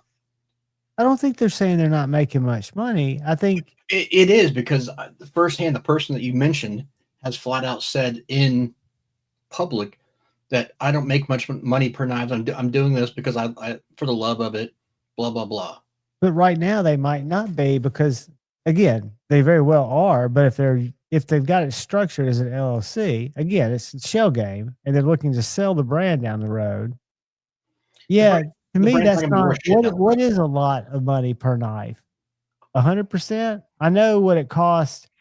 I know what the margin has to be for a brick and mortar to consider it in the showroom. So, like I was saying though, if you're doing drops, say you do them every 3 months, say you do 4 a year, your net. Say you do them every month, like Ben. I wasn't even going that far, but like just say you do it every 3 months, so you have 4 drops a year, which is very light for the company we're talking about. You're at 240 net, roughly 200 to 240 net, and that's a side hustle.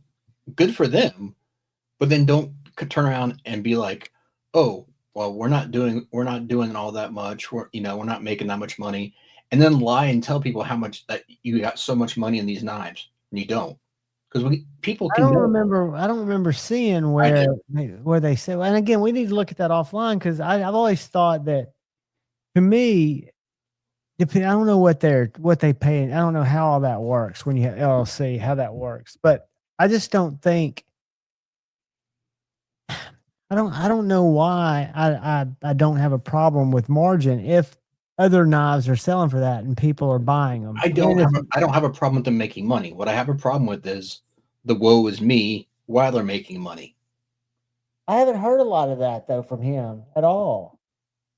But I could have missed that live. I know they've had situations where it sucks when you have to eat something.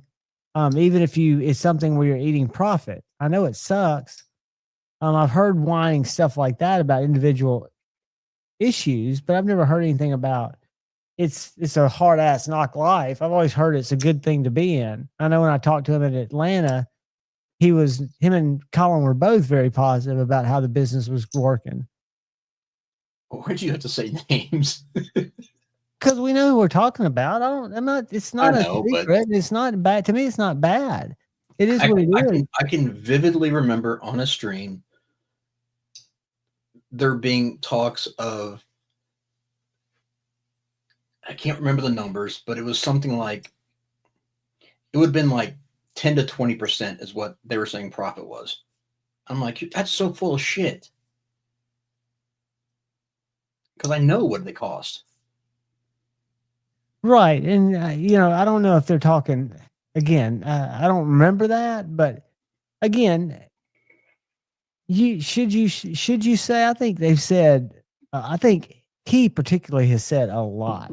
Mimo. A lot more than I would have. Mimo, where? And what was the synopsis? Because I didn't see it. I'm team Lefty just because he's my buddy, and I don't think he misleads us intentionally, but I don't know how transparent the people he has to depend on are. I'm not saying he's a bad person. That's not. I know you're not. I'm not saying No. I am. You are. I'm just. What I was getting at is I think in the past, maybe not anymore, but I think in the past there had been some lack of transparency, or at least shading what was said. So my thing is either don't talk about it at all or be completely transparent. One of the two. Don't put out halves. So I can agree with that. and I want him and Colin to be successful. That's awesome. They do great. I'm not complaining about that. I just think, going back to the original part, if it wasn't about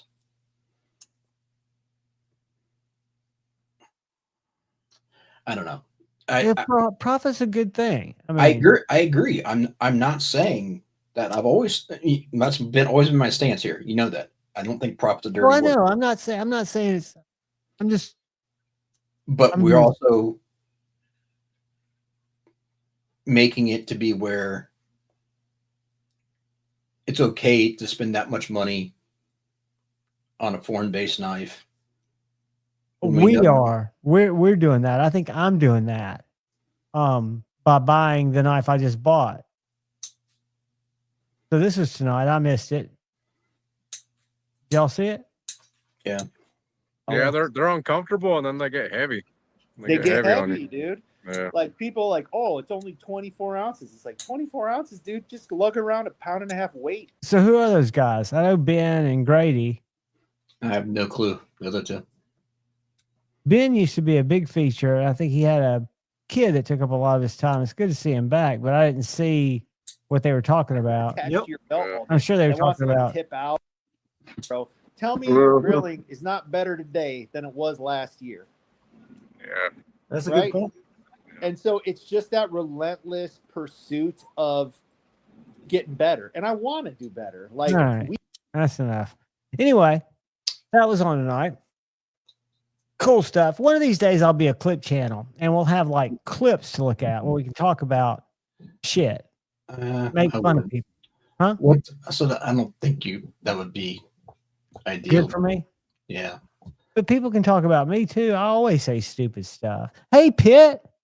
Mimo. Long time no see, brother. Welcome back. Good to Mimo. see you, man. I hope you're typing, Mimo, because I'm curious. Yeah, Sierra, I hear you, buddy. Dawson, bingo. Yeah, I mean, we have choices.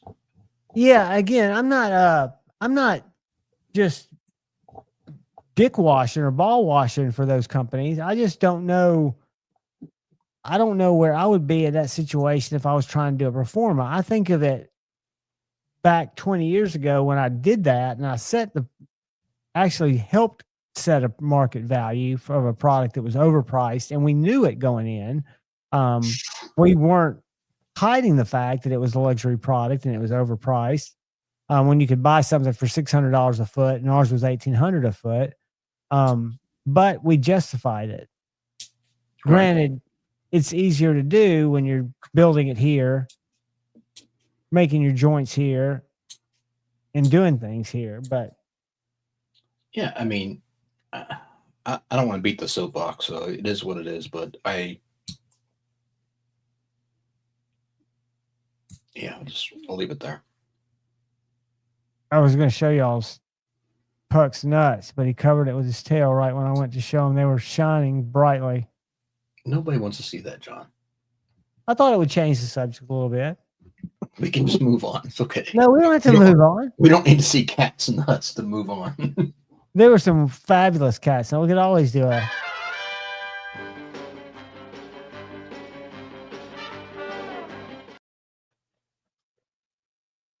I always do something like that. No, I think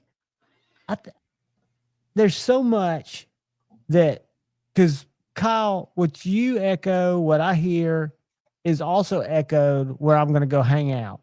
Okay. Where I'm going to go start spending time during the day. It's a known thing where I'm getting ready to be talking to a case rep. I'm going to be talking to a Benchmade rep. I'm going to be hearing from people who are giving me the other side of the story. I just want to learn. That doesn't mean I'm going to stop buying stuff I like, nor should I. It's just going to be, I want to learn. Pitt, congratulations, buddy. Hopefully that's a good thing.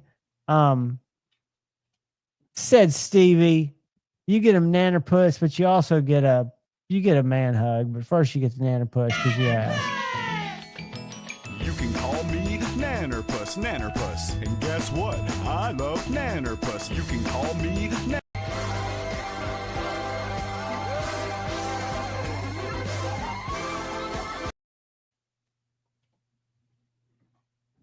Love you, brother.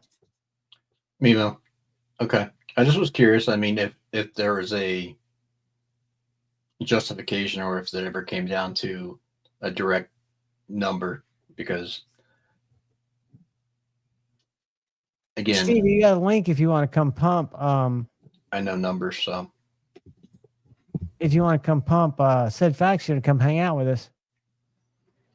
Yeah, brother Shane was going to be busy this weekend, yeah. and Ryan's just got me on ignore.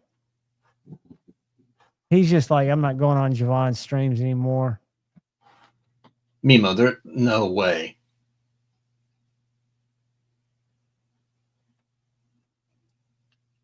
What? You can get a Riot made knife for $120. I don't know about that. I mean, I know 100% for that.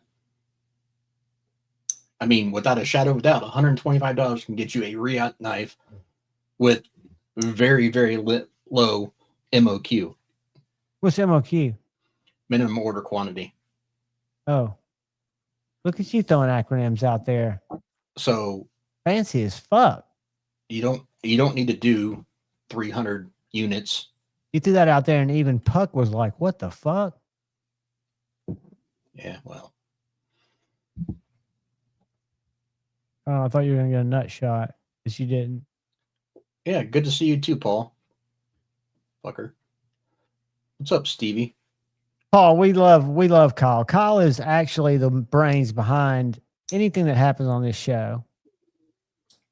I'm an inquisitive one. I'm a sponge trying to learn some of this stuff.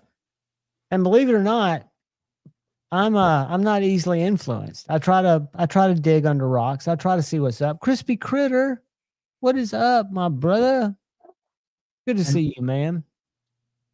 Let me rephrase that. I'm not saying it's not possible for them to charge $200, but if you're willing to pay $200 for that knife to be made, then you're a bigger fool. What if the knife's, and this is going to come down to it's not worth it, but what if the knife is every bit, if you took that knife and you compared it to a insert insert Koenig here, and you compare it and you're like, oh my God, this knife is done exceptionally well. There's no comparison between those two knives. Why? Because of American? Well, yeah, there's a lot of different reasons they're not comparable. Well, yeah.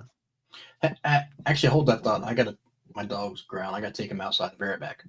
Go do that. I want to hold the thought.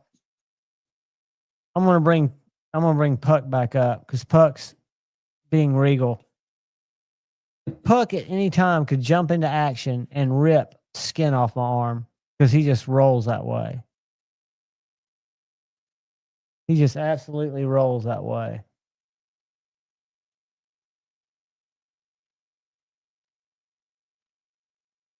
We're seeing how long it'll take me to get hand clapped.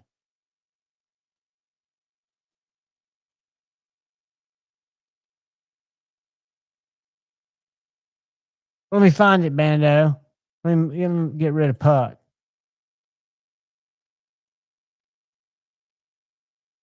Let me go back here and see if I can navigate this. I don't make fun of anybody, buddy, but I'll definitely watch it. I have no room or no way that I would make fun of anybody because my stuff sucks.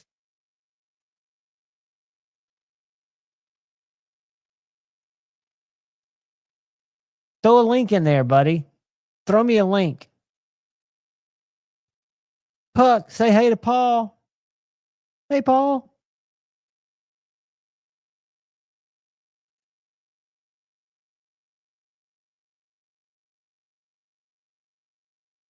Yeah, he makes himself comfortable. He's really gotten to be a pain, though, when I'm reviewing knives. Paul, he is. He's a little feral that hung around for a while, and then like on the second week, he just followed in. Susan, that's a great question. They range anywhere from $40, and it could look anything like any of the knives I'm going to show you, to $150 to $400 to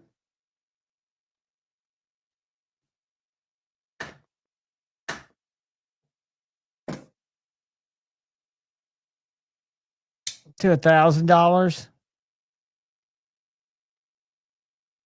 and anywhere in between. And you can get a $20 knife that's every bit as good as an $800 knife in terms of opening Amazon packages and cutting stuff. We get to be like big children, so it's kind of like buying.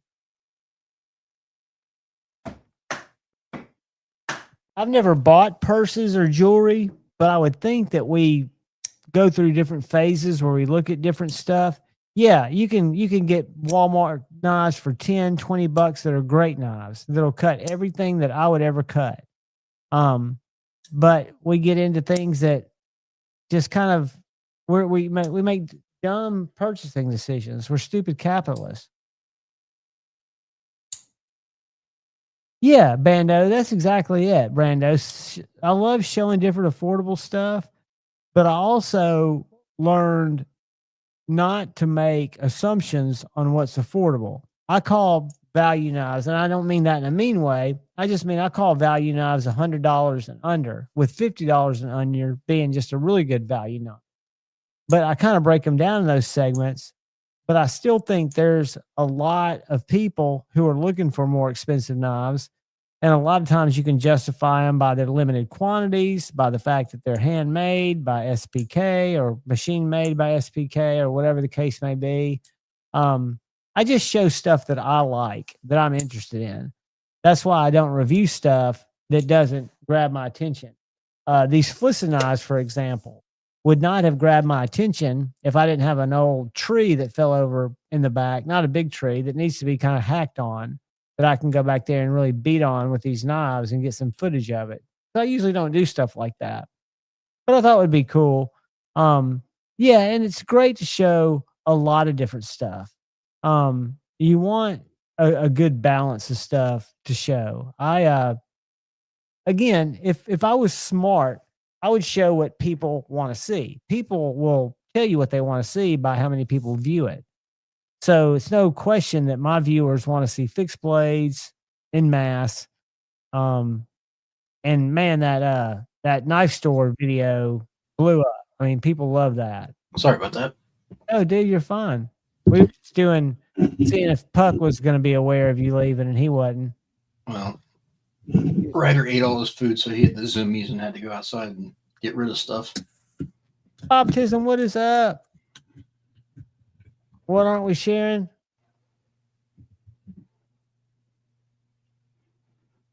I don't know. Yeah, Susan, you got to watch some of these guys in here are crazy. I could make American knives. But does everybody want super steel, Brando? I think they do, but I think a lot of it's education. And I don't know if it was Kyle that was telling me that, or if it was one of the makers that was telling me that people want these steels, so they make them out of these steels. If they had their druthers, they would continue to make them out of what's been effective for them. There are other steels that are perfectly acceptable to make knives out of that aren't super steels that would still be readily available and affordable. As long as you're not picking outdated, antiquated steels. You remember this little knife, Kyle? Lefty showed it a lot. The giant mouse nibbler. Okay. Little Voxnez. Richard left this with me because he couldn't open it. I love this little knife. Little fifth pocket carry. I think it's M390. Voxnez design. I got too many damn knives. But yeah, so I've got this knife to show, and then I've got a box of Kaisers for November. Some of them are really cool and unique. I love the fact they work with outside designers. Just cool stuff. Oh, I don't know if I showed you. Oh, hey, James. I'm not sure if I've said hello to you or not before, but welcome. Hey, James McCann, what is up, buddy? Send my laminated steel. I'm going to turn that over to Kyle. It depends on the steels being used. They can be decent. I don't think that they are competitive with some of the current offerings. They are cool. I like having the actual lamination line where you can see the blend, but so like ZDP 189, some of your Japanese steels we'll get into that, and they can be cool. But I just think that there are better options for the price point of what it costs to make those knives now. So, but they are neat. They are neat steels though. I saw something else. Hang on. Hey, Matt. What's up, Marty? Sierra Rick, Kyle and I are going to talk after the show, and we're going to find the knife to just hook up Susan with. Paul, I know 100%, buddy. I was just giving you a hard time. You didn't hurt my feelings. All good. So did you see my folding Flissa utility knife, Kyle? I did not. So it comes with regular utility blades. It comes with a gut hook blade, and it also comes with this blade. It's a little $17 liner lock that you pull back. Excuse me, that was a fucking THC soda bar. But when I pull this back, you see that little handle go up, the little top. So it will hold utility blades. Are those proprietary?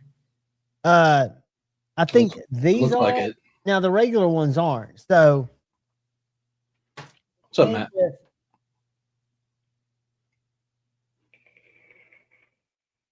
With that blade and this blade that are proprietary.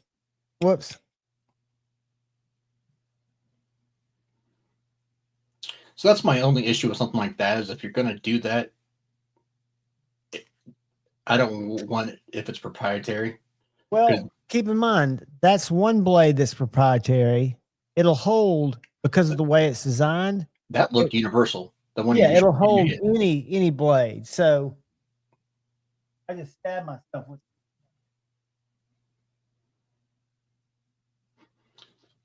Yeah. So if I take a universal blade pull this out because this is probably, you can buy these, but this is probably proprietary. But you can see where it sticks in just in that back.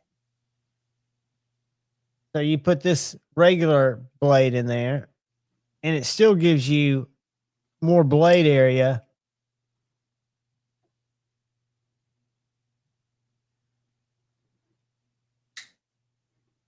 Gotcha. So I think it's pretty cool. I was impressed. The other little gut hooker, I don't know if you'd use this for a seatbelt or like you said, I think probably for a gut hooker. Where'd they go?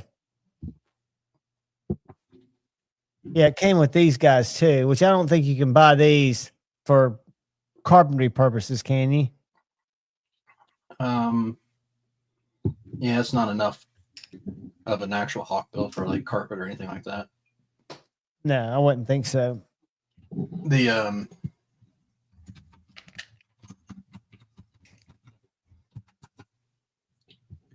so for like, I know it's not a flipper and it's not as cool like that, but for that same price or even a little bit cheaper, and you want pure utility, I would get a was it Olaf or Olfa blades? Ultim. No, Olfa. They're Swedish. Oh. They have a utility knife that it's got a little ratchet on the side, and you push the blade out, and then you lock it back down, and then when it goes dull, you just snap it off, and then you push more blade out, kind of like a mechanical pencil type of deal. Oh, cool.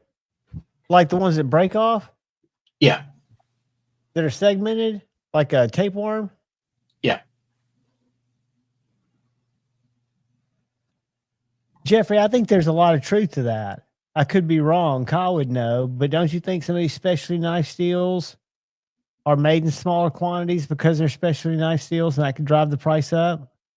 Yeah, that is definitely an option. And there really aren't a lot that are specifically made for that. There's only, a dozen or two tops, but comparable to all the number of steels out there, it's very, very limited. Ooh, Jeffrey, which one did you get?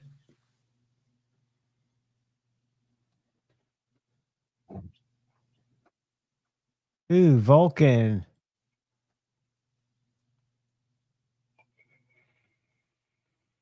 Hey, I was with my buddy who was trying to trade knives, and he was willing to trade his the guy in Jackson, Tennessee. What's his name? The guy that makes the little hand designs. Which one did you get? Did he say? Not yet.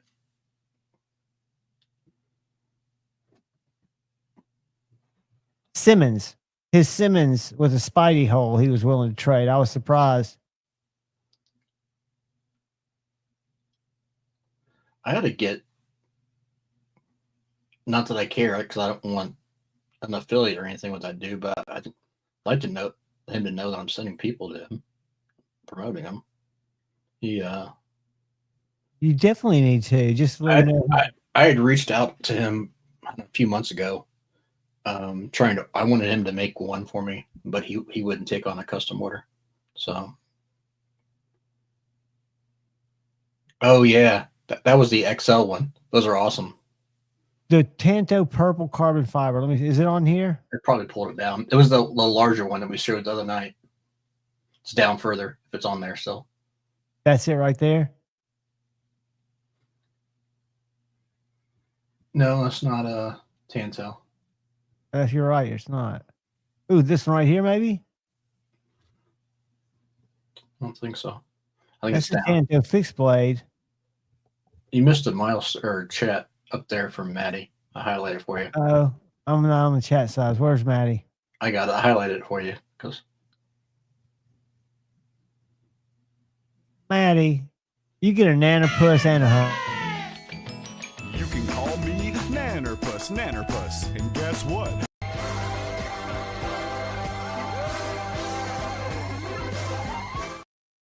I love Maddie. Thank you, Maddie. I appreciate you, brother. So it's not a folder? Is it a folder? called the Tanto Purple Carbon Fiber. I bet it's this fixed blade, Kyle. I bet you it's this one right here. And I can't zoom on it. You said Control Plus? Yep.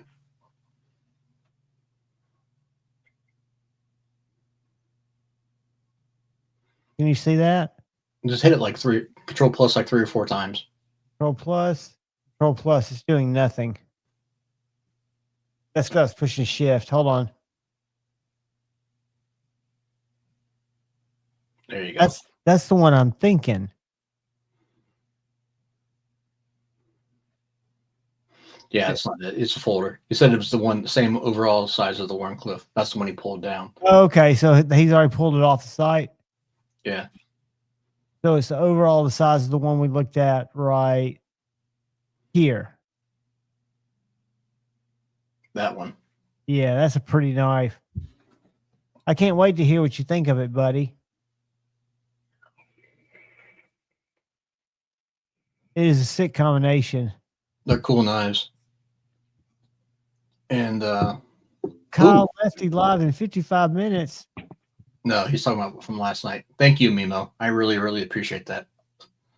Hang on. Give me a second. I'll be right back. I'm going to go listen to this. All right. Do I need to go into... No, I'm just going to listen to it for a couple minutes. I'll be right back. Okay.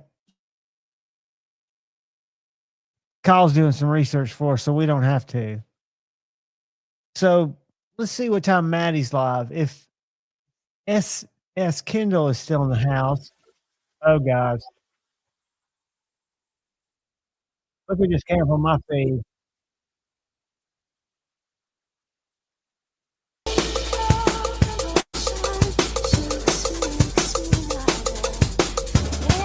The best drummer in the world.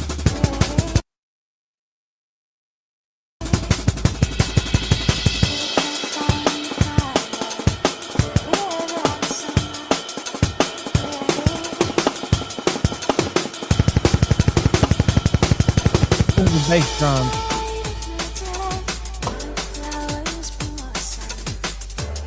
He's the shit.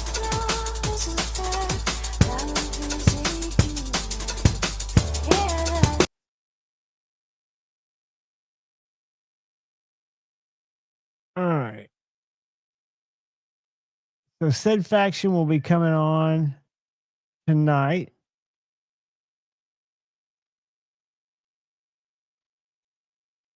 And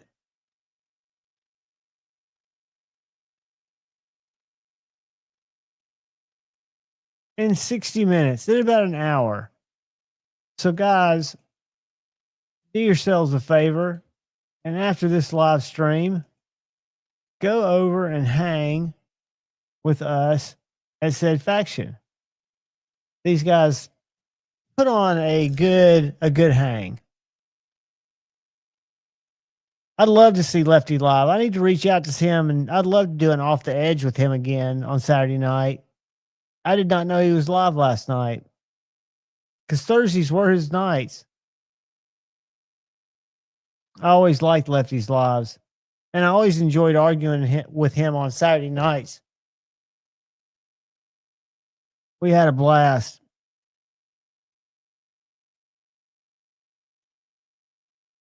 Let's go back over and whoops, hit the wrong button. Did y'all see the TRM automatic that they displayed at or just debuted at Blade Show West? Check this out.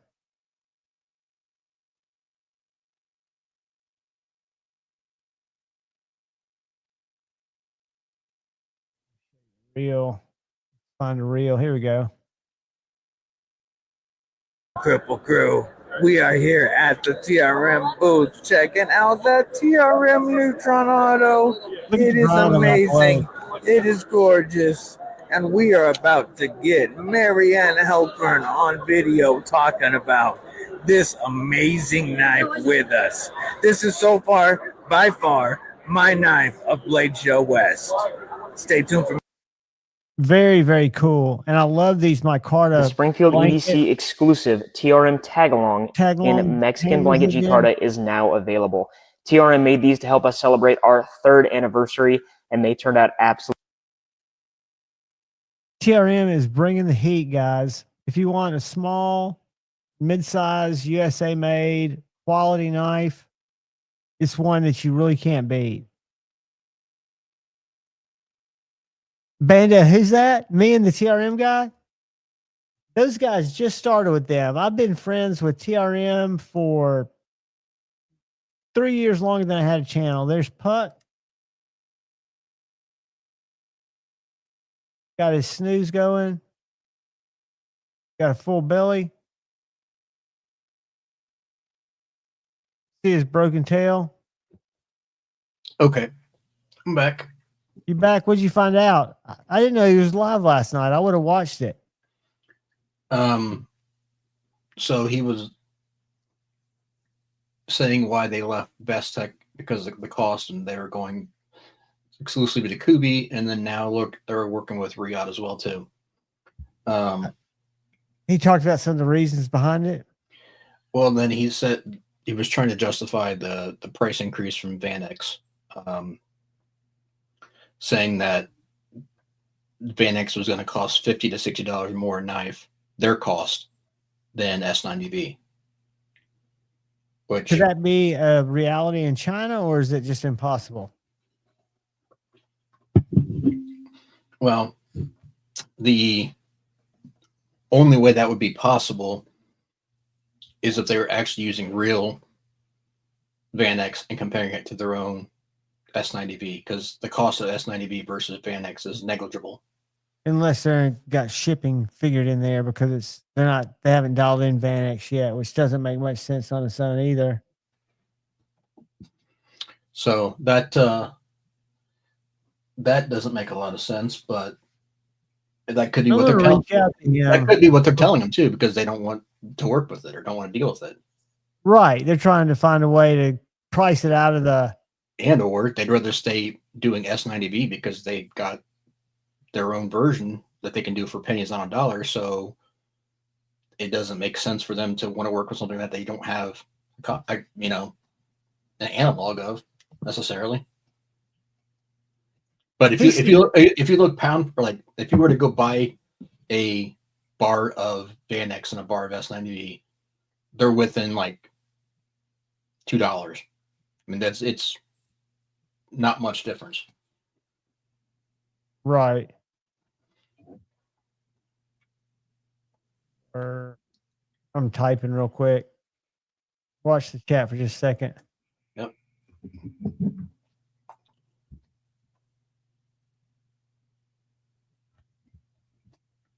Brando. So S90 is roughly about that. Depends on the size of the blank that you're using it for. But when you're talking about a 4-inch section for a folding knife, you've got at least half that. You've got $15 to $20 in that blank. And then Vanex is not that much higher cost than S90.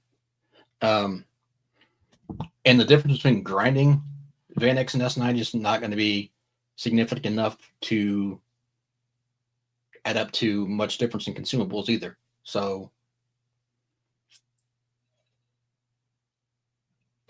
all right, spell check.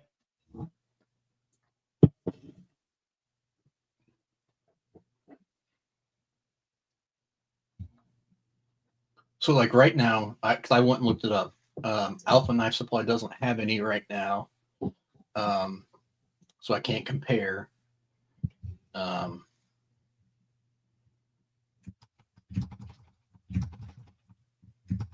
It is more expensive. I remember that Vanex. At least. Let's see. So S90V right now for blade stock thickness, roughly of what you're going to get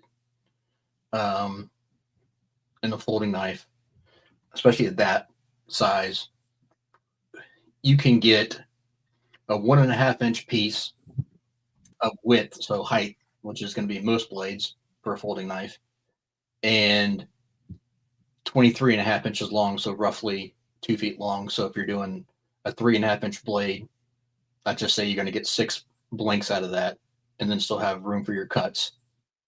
And that's $89. So that's less than $15 a blank for S90. And even cheaper if you're buying it in bulk and you're buying it in, that's just for a stick of it. If you're buying it in sheet goods, you're getting it a heck of a lot cheaper than that. Mimo, I think I saw that 4-inch growler at Blade Show. I think I saw a proto of it. It's a frame lock, if I'm not mistaken. Brando, I just was talking about what the difference is as far as like the breakdown. So when you look at, and then Van X, like right now, hang on, let me see if I can find anyone. The only site One sec, y'all keep talking. The only site that I saw it was some overseas, and that was way inflated pricing because they don't have an alpha. Let me see if they've got it here right now.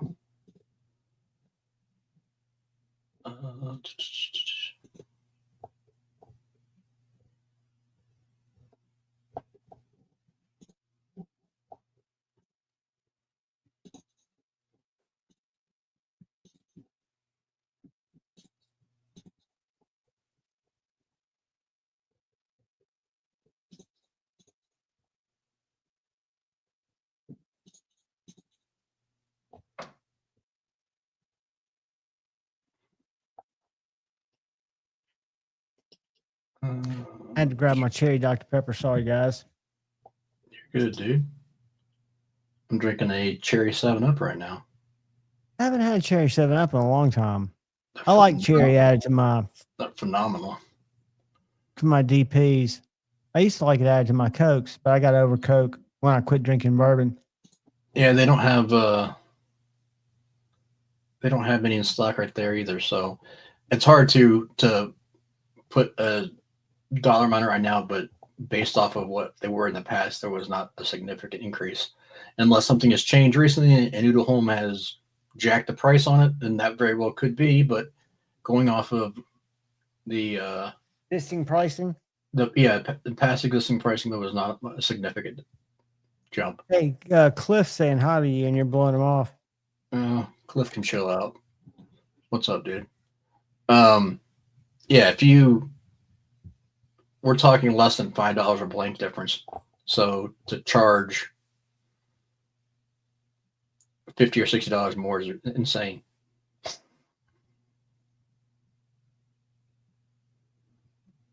I've got a few knives out of Van X, and I guess the main advantage there is its stainlessness, right? Brando, what do you mean by titanium coated 440C? Are you talking about like titanium nitride or? No, Cliff, I was just in the middle of a thought. That's why. Sorry.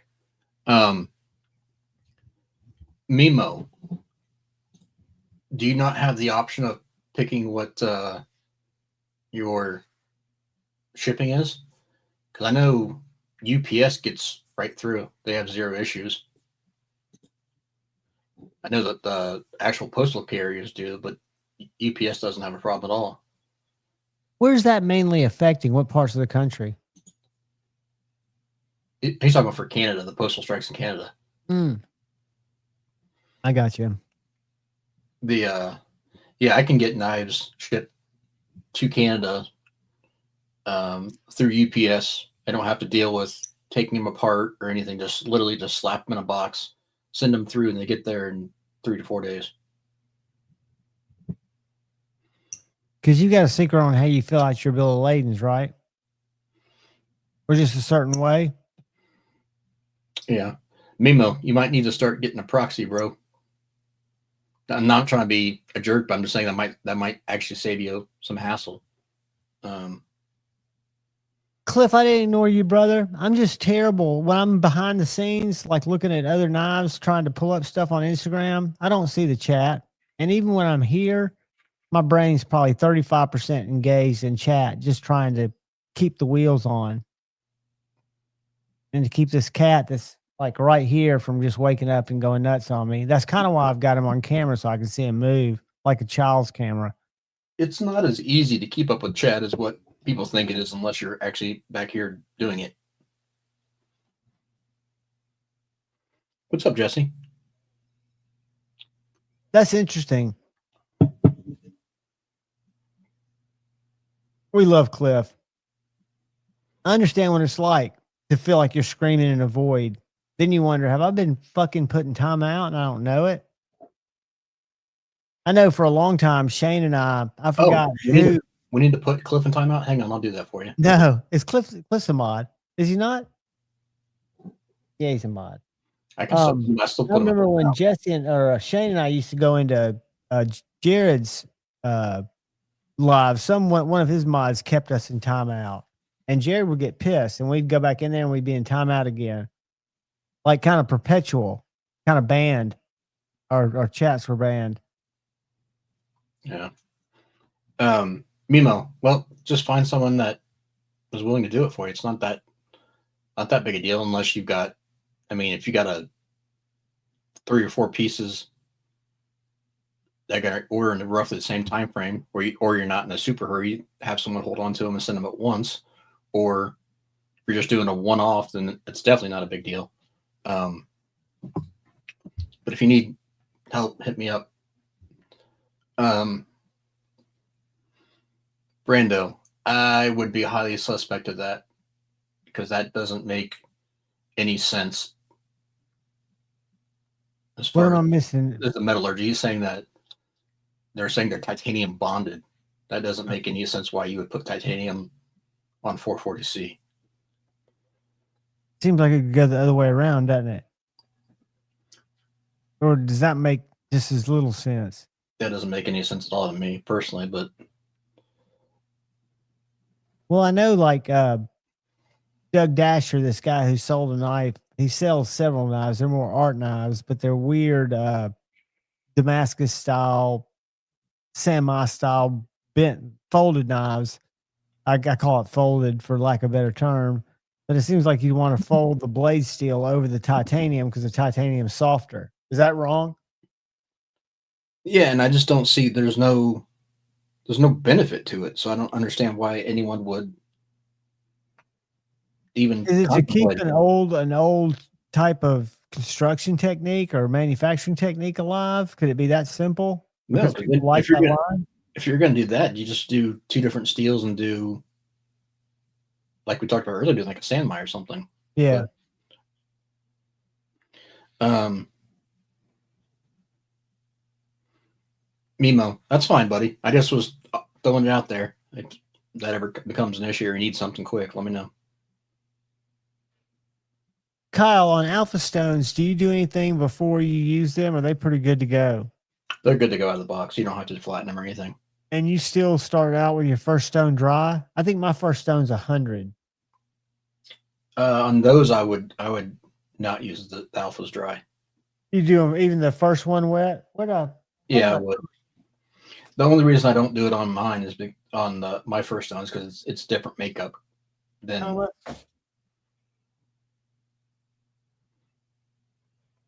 What's that? Yours is the Patoma. I didn't understand this. So my first one, the first rating, it says number 100, and then it has a 161, and then it has a 160 over 125. Those are the 3 measurements on my roughest stone. So your 160 over 125 is your actual micron rating. Okay, what's that mean? So when you convert it, that's what their conversion rate, they're taking that at 120. Here. Let's see. Because it goes down. Like my next one's number 150. Right. Yeah. If you go to 9,000, it's 3 over 2. Hang on one second.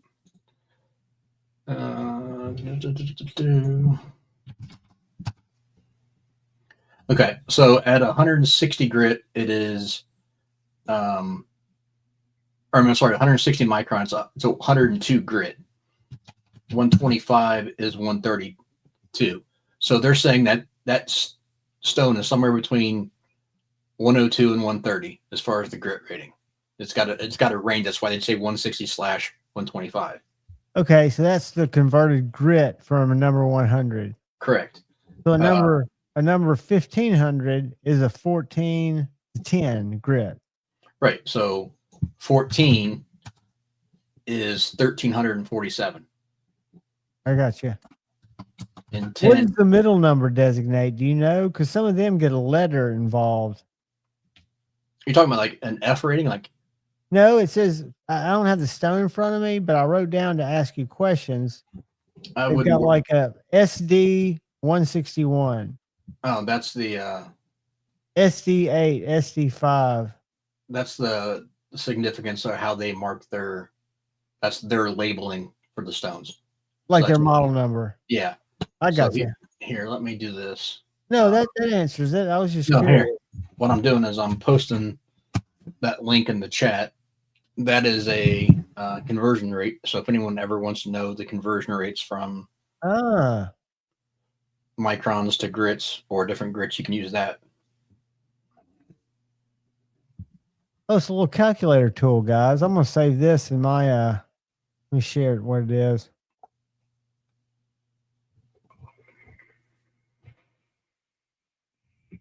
So if I want a 16 grit or 600 grit, I can just calculate the microns and it'll tell me what that is. Yep. So like, let me grab one.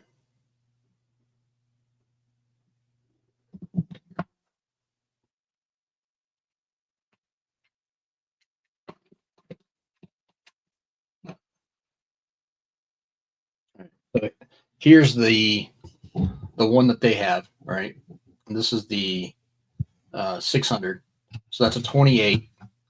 So that's 646 up to 900. So when I use this stone, and I finish on this stone, it's basically somewhere between that range. So I go kind of in the middle, and I would say that stone is roughly a 750 to 800 grit stone.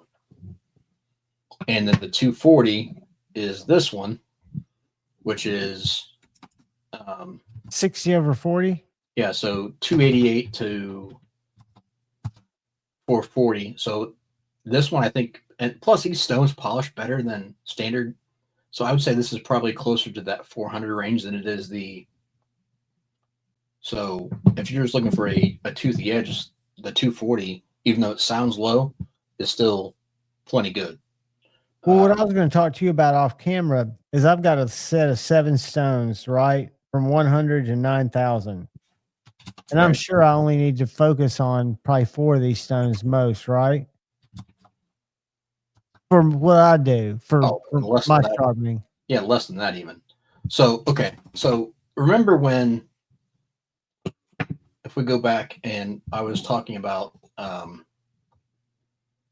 my stone progression, how I went from this stone, which is the 225 Poltava.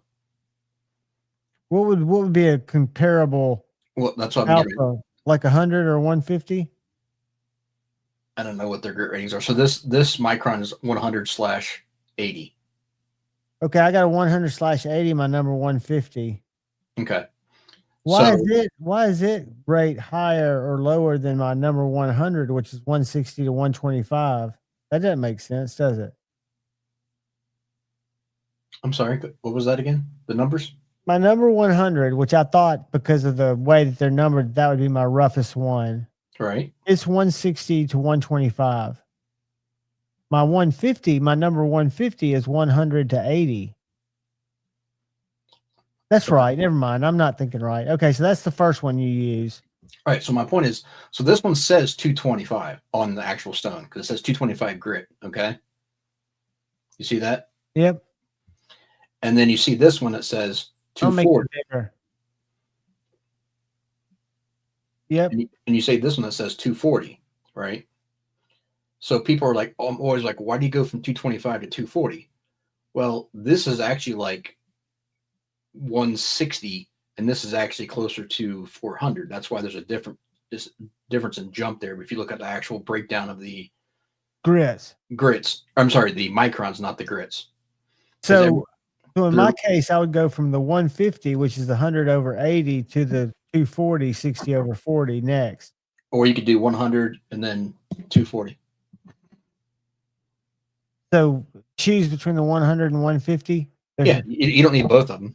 No, I was going to do one or the other. I was going to stick with the 150. But okay, go ahead, keep going. Oh, that's all I got to show. But so what would you if I did those two stones, because you said the 240s finishing like a 600, right? 400. 400, I'm sorry. So would you then maybe go to the number 600, or would you jump up to one of the polishes to deburr? So you could literally go, if you wanted it more toothy, you could go 100, 240, hone with either the 240 or the 600, and then strop and be done. If you wanted a little bit of polish, you could go to the 600, or if you wanted even a little bit more, you could go to the 1500. I got you. So that just goes on the refinement of the edge. Correct. So it's just a matter of what they wanted for the actual finish of the edge. It's not necessarily making it sharper. Right. It's making it smoother, more refined.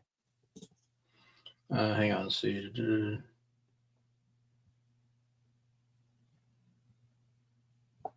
Yeah, that's marketing. Sorry, dude. The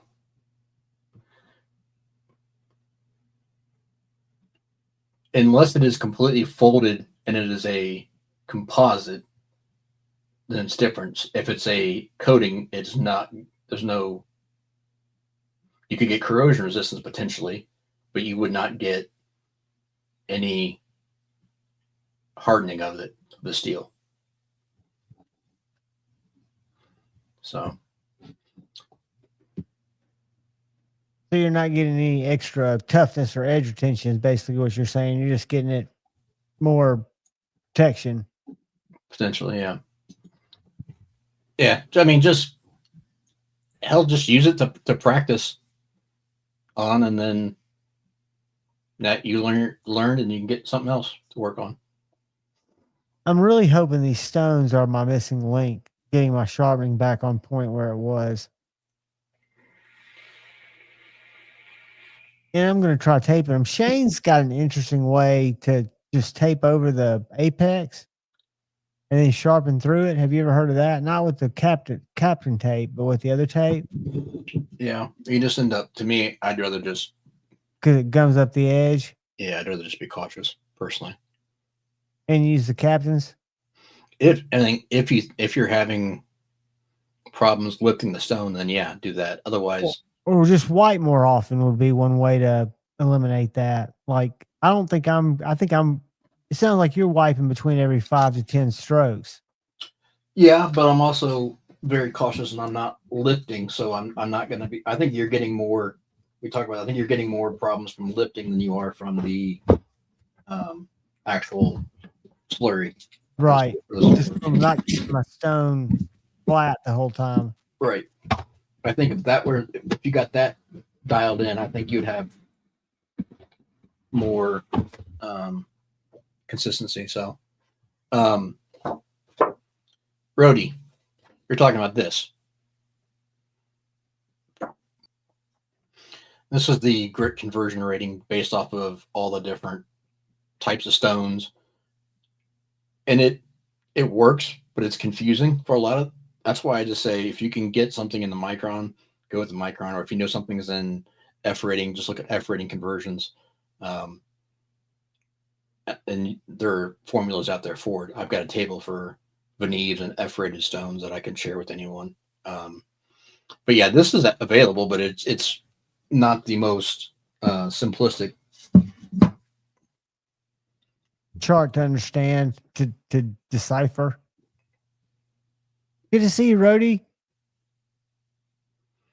Sierra, that is a misnomer. If you over polish and you don't hone correctly and you don't strop correctly, then yes, you can definitely take bite out of it. But if you actually hone correctly, you can keep bite in a polished edge. It may not be exactly the same amount of bite as what you would get if like a crazy low grip, but yeah, you can still have a lot of bite in a polished edge. And not some of that depends upon the steel as well too, though. It sucks, Cliff.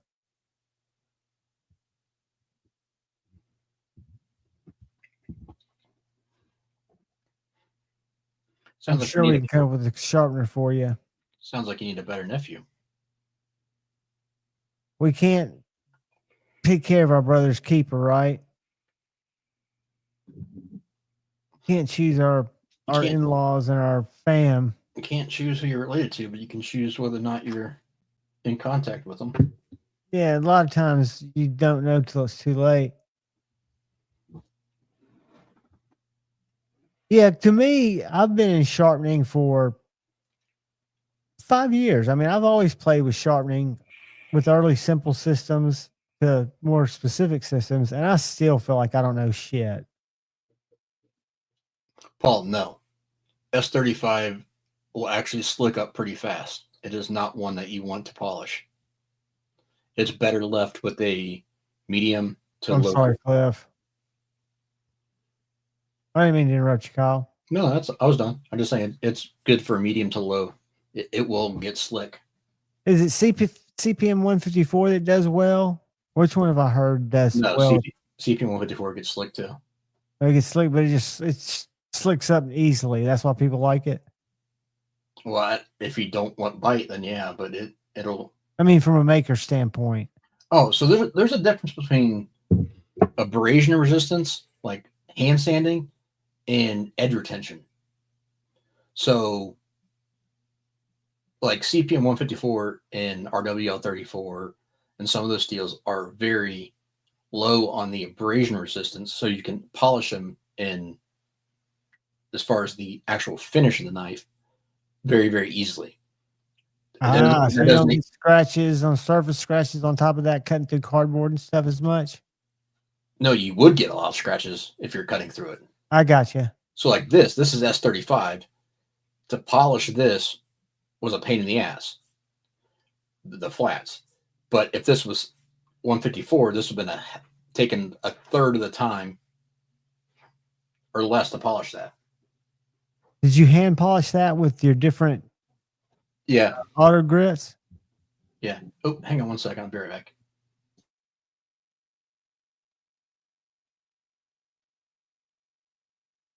Kyle will be right back, people. He will be right back. Just stop at 400 grit. Paul, and how quickly does, and I'm asking this seriously because I don't know, how quickly does somebody like us, or you might cut more than me, lose that? I don't know if I have to open 10 bags of cat food or 100 before I'd notice it. I don't know how fast blades wear, and I know it all varies on geometry. It varies. Sorry. Did you hear what I was asking, Kyle? No, because Paul was like, he likes a mirrored edge, but doesn't want it to affect performance. And I was wondering, how much does somebody who cuts like me notice the difference of it holding bite? How many? Will I open like 10 less bags of cat food, or I mean, it depends on the material you're cutting, and B, how much it's going to get used. You would still get a decent amount of usage out of it if you were doing the basic bitch stuff, as I call it. Yeah, but so part of the thing is, if certain steels will take a fine edge better, that's what we're talking about. So that it can hold that fine edge, then go to the working edge, right? Quote unquote. But if you take a knife that doesn't have the fine holding power, it actually almost goes straight to a working edge, and you have less. So you're not getting any benefit out of it. You're better off just sticking with what you got. So,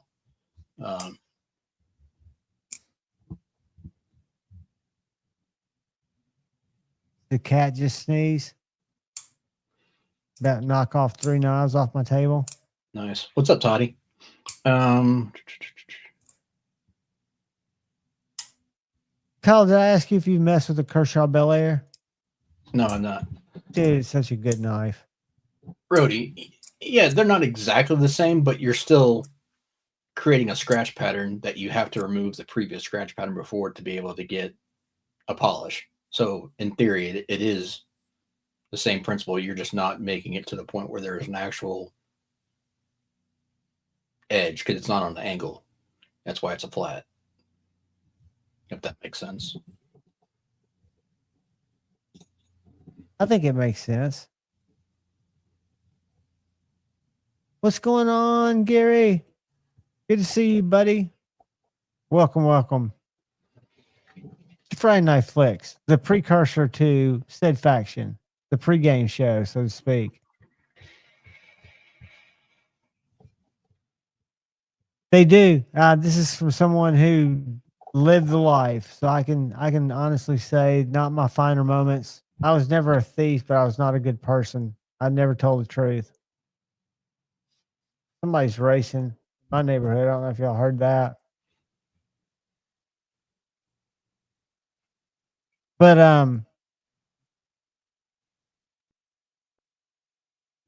what was I gonna say? Pull something up. Boom. Terry, they still haven't caught you yet? Cutting all those bags in the back of the pickup trucks?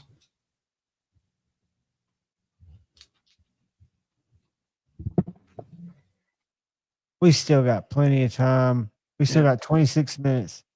And my dog is being a pain in the butt tonight. Does he want to go out for a walk? No, yeah, that's why I let him out earlier. But now he just stole something and keeps running back and forth, showing me like he's just trying to get attention. That's what it is. He feels like he's not getting the love that he usually gets. He's being needy.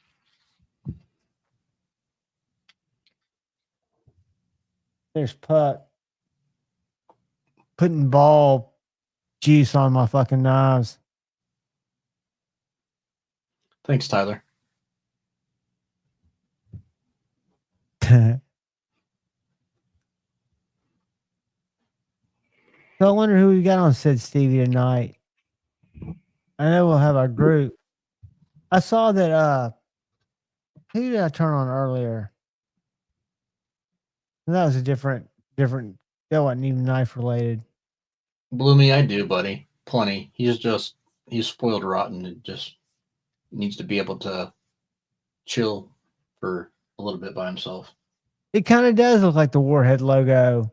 It doesn't look the same, but I can see what you're saying. I used to love Warheads. No, I was laughing at the comment before. He goes, "What? I'm just making shit up." I know how Terry works. Tipster Paul she's back sleeping in her spot. Her spot's back in what was my daughter's room. It used to be Grateful Panic's room. Now it's Tippy's room. She's chilling back there, and Puck feels left out, so he just kind of hangs by my voice. And when I get off, he'll start biting at me, and I'll start squirting him with water. What is up, Edgy American Blades? Welcome, brother. Shane, Welcome. he is an absolute angel. He's absolutely 100% spoiled rotten angel that's being needy.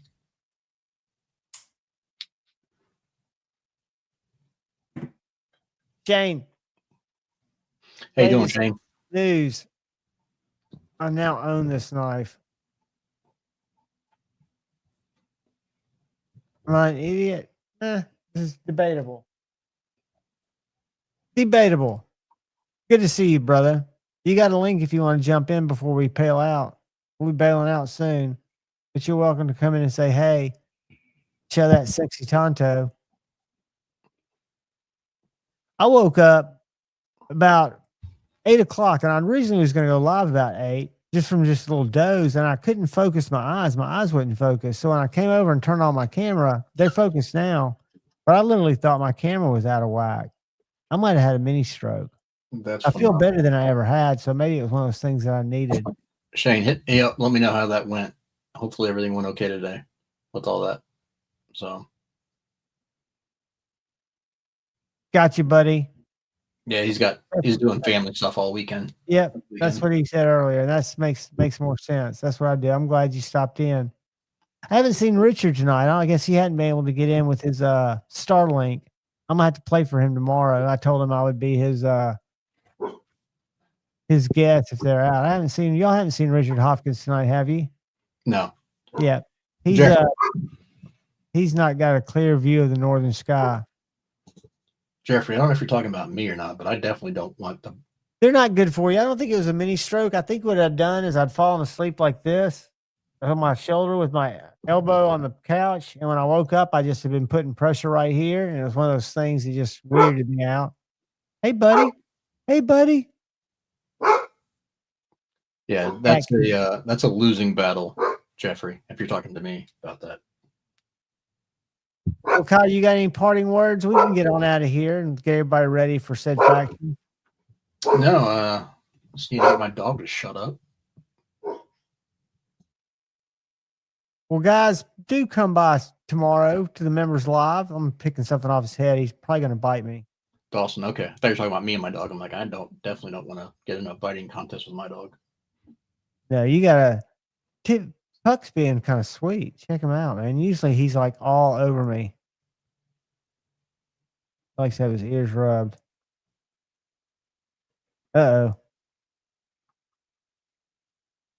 Uh-oh. Uh-oh. I have to start some stuff.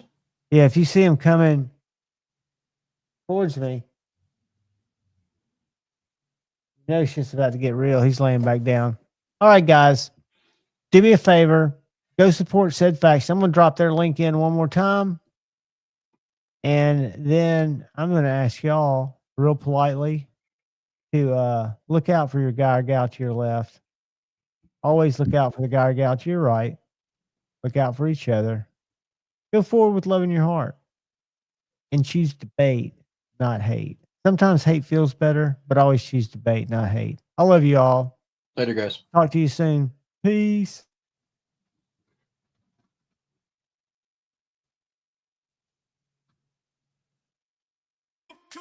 Lights go dark, the stream comes on.